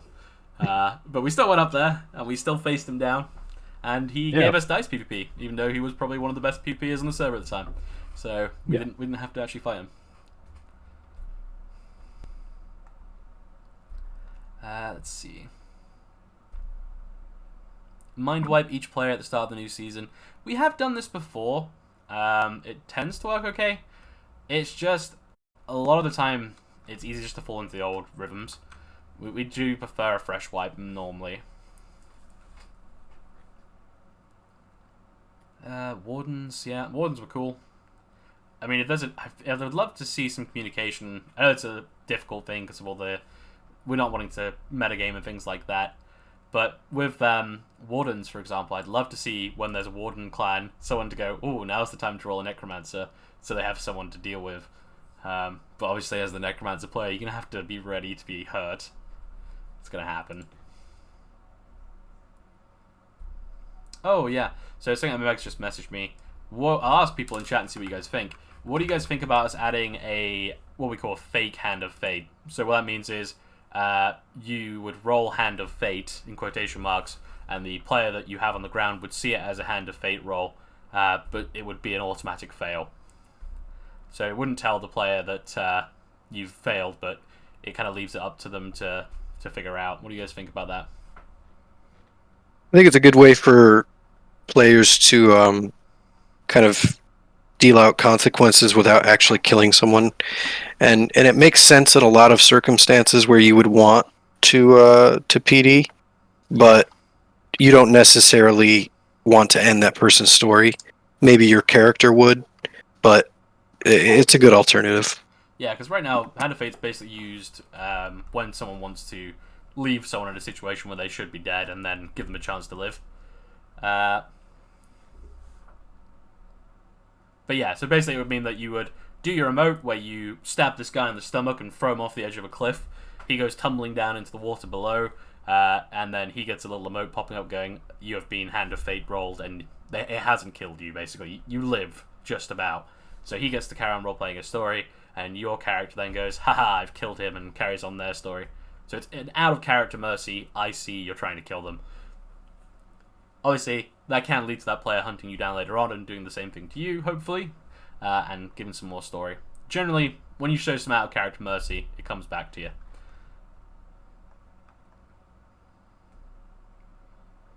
Yeah, but I think it's definitely a good idea. Yeah. I say there's a lot of stuff that's been discussed, so we've got this all written down on our notes channel, so it should be fun. And we should see these changes coming through before the new season, so you guys have that to look forward to. Any last questions for us then, guys? I've been saying this for about half an hour now. Only to die.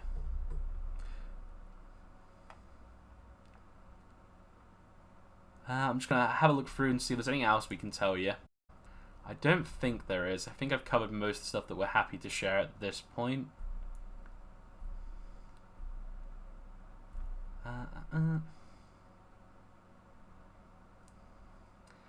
Something that was discussed, but we're probably not going to do, is blocking off a section of the map at the start of next season, which could be fun. But something that is going to probably be done that I can tell you, next season we're going to change how spawns work. So when you come into Exiled Lands, at the moment you spawn outside of Sephiroth. We're going to have it so, for example, when you spawn, you can pick 3 spawns. So you'll be able to pick between the jungle coastline. So if you're someone who's washed up on a ship, you can spawn there. You can spawn in Sephiroth. So if you're a Stygian or someone who's been working with the Relic Hunters, or you're someone who's been here a little while, you can spawn there.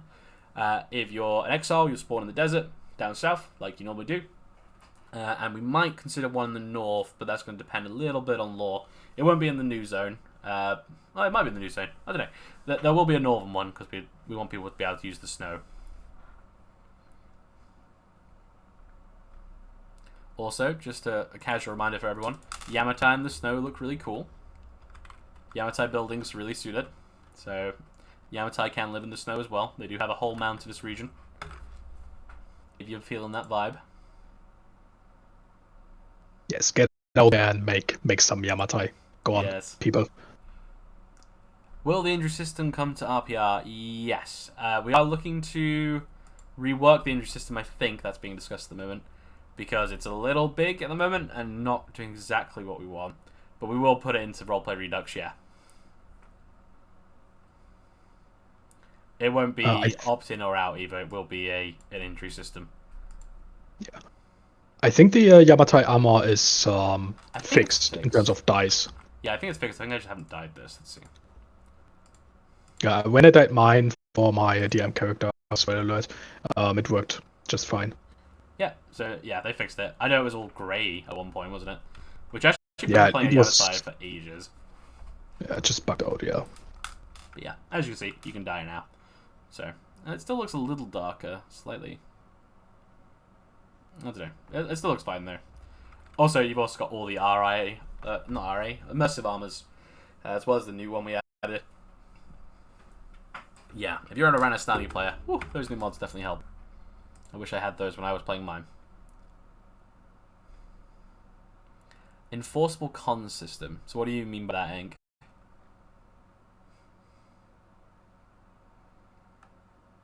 Are we able to adjust the cooldown time for the injury system? Yeah, that's something we can look at.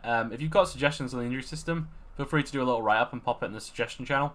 And we can have a look at that, because we're looking to do some stuff on that before the new season. Is there a way to make RPI thing has not global CD, but the CD counts just as the one you tried?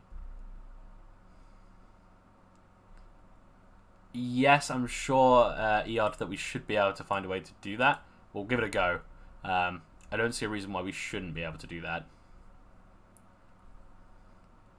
So, yeah, we should be able to make it per player. We'll have a look and see what we can do for that one.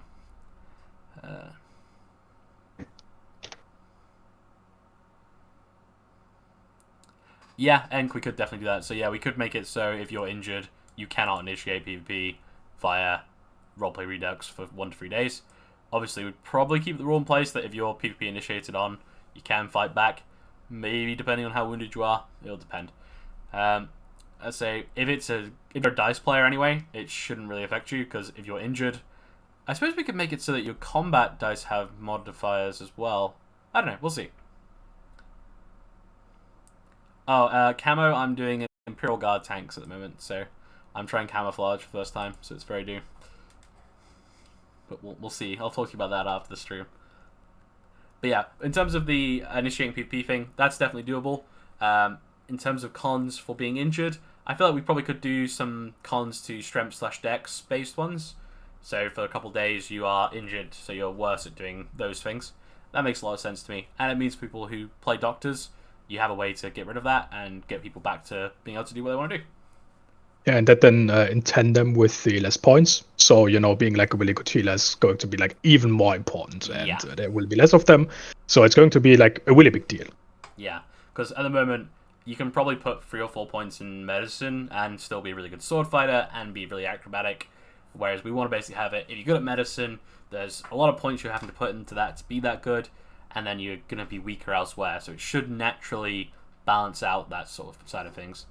We were considering basing it on age on how many points you got, but I didn't feel like that made sense. I feel like it makes more sense if you're an older character, you're putting your points more into mental stats, rather than, you're putting your points into more one area rather than somewhere else, because as you get older, you get worse at one things, but something you've been doing your whole life, you can get quite good at. So if you're a master sword fighter who's like 60, you might be very, very good with the sword, but very, very fragile in terms of con and very, very unnimble in terms of agility. So it's all about making it balancing to make an interesting character. Any last things? I keep getting pinged in the channel that we have all these lists of things. We've talked about clan sizes. More community events. That's something that's been discussed. We will be doing more community events like we did for the Valentine's thing, and like we're doing with the stream. So that's just generally something that's going to happen. Suggestion channels we've discussed. We're removing the fates, which we've discussed. Yeah, so all the ones I can reveal I have, I think. Unless you two can remember any I'm missing.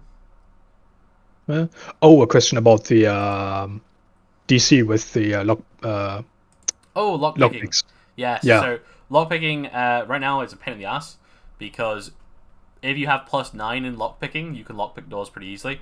But if you have a realistic number in lockpicking, it's actually almost impossible, because it's a 21 DC, I think, for a tier 3 door right now. Which is fairly easy if you're playing Master Thief, but not if you're a normal guy. And as we've been a lot harsher on making sure points are correct, it hasn't scaled well. So DC unlocks will be going down. When the points drop as well, obviously they're going to go down because of that too. Crowbar, I think, will be the same as well. So yeah, playing a Thief should be easier. Thief rules are going to have a little look at them as well, because right now, I did some thieving the other day, and yeah, it ain't easy. Lockpick gates won't be a thing, just because you don't lockpick a gate. It's a big door. There's always a way into someone's base unless they're in a cave. And if they're in a cave, well, yeah, that's just kind of part of it, unfortunately.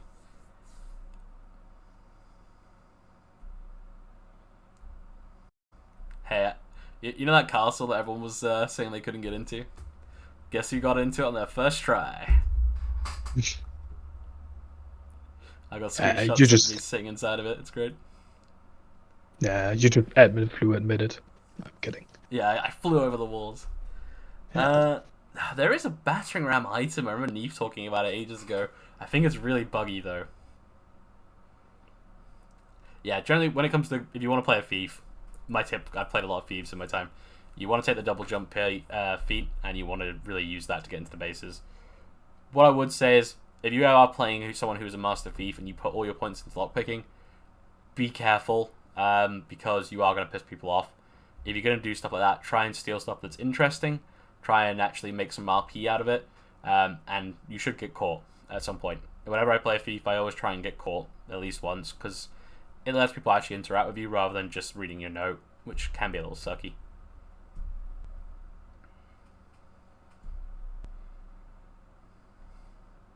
Yeah, the Warbrides had a gated island. That was in Season 4, I think. You could get inside of that one. You had to walk alongside the spikes on one of the sides, and you could get in.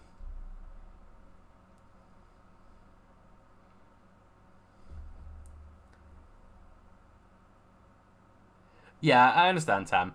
But at the same time, if someone's building a castle, it is a castle. You know, if they're building a base with the intention that you can't get in without force, that is the intention of that base.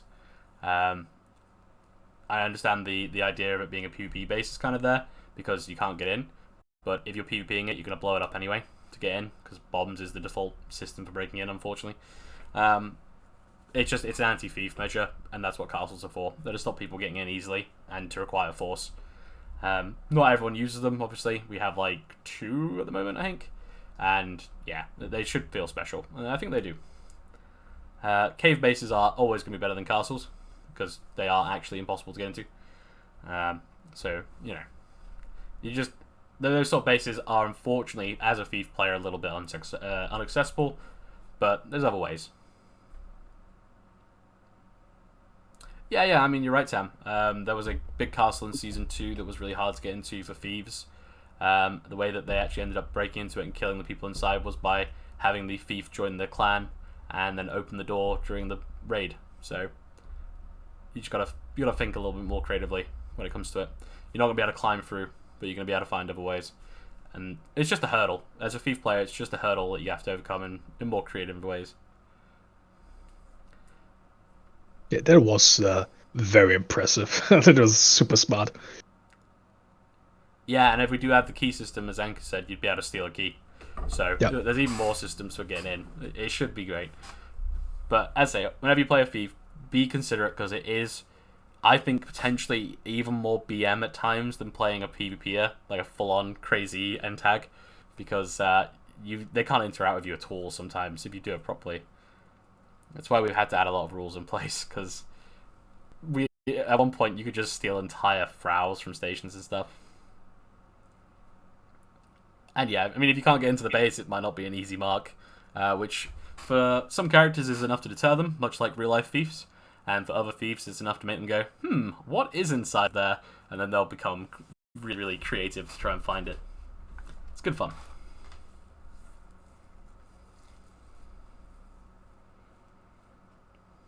Alright. Any last questions then, guys? But I want that base, yeah, I know. The thing is, I can understand Tam's point on it, because I've played that thief. It is really annoying if you come across one you can't get in. Especially when you can see ways that realistically you could fit your character through the hole. That is the worst. But you just kind of have to play around it. It is the game mechanic still.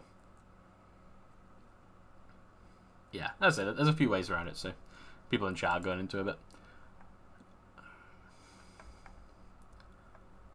Check any other questions. Right, I think that's about it then. Any last bits from you two? Nope, not for me. Nope. Alright, so we will stop the stream there. There will be more streams in the future, guys. We're going to be doing them a little bit more often when we have updates from now on, so that everyone can sort of understand what's going on a bit easier. It's going to be our new way of basically trying to get into the community. Keys will be as soon as we can. We're going to test it on our test server probably tonight now, and we'll see what we can do. It might not be this season, it might be the start of next season. All depends on how mods interact with it. From what Enk was saying, it should be fine, so we'll test it and see what we can do.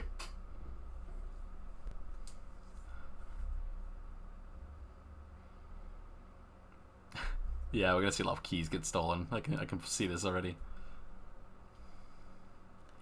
Yeah, in terms of wipe, if there is a big call for it, we will try and speed it up. I hope you can all appreciate the reason we haven't done it yet is because we do want to get this stuff done before the new season, so you guys all have something good to go into rather than something half-baked. We really don't want to rush it. You know, at the moment, if you want to log in and make a new character and crack on with the new map and helping people who are already here, you will be able to bring those characters across if you're a new character, so you're always welcome to do that. And if you're a current character, you know, keep making those stories going. The last couple of weeks of a season are usually when the most interesting story happens. We will be putting stuff in for people who want to do escapes as well. So if you are someone who really likes having that finish up with your character, those will be in place for you, and you can do that as well. Make a business out of selling over key, yeah. All right. So I'll end the stream there then. Thank you all for coming, and I'll see you all in general chat with any future further questions you have. Yes, or make a ticket if it's law related, and I'm going to serenade you with far too much. Yes. All right. Camo, I will have a chat with you about a new trailer because I do have some ideas. I think season 10 is going to be big. We have a few big ideas. What weapons you want to take on the starting kits? Yeah, make a suggestion for it. We'll see what we can do. A lot of it's all going to be about what we can do mechanically, but if we can, we will. That's how we're going to do it. Right. So I'll close it there then. Thanks guys for coming. Thanks guys for watching.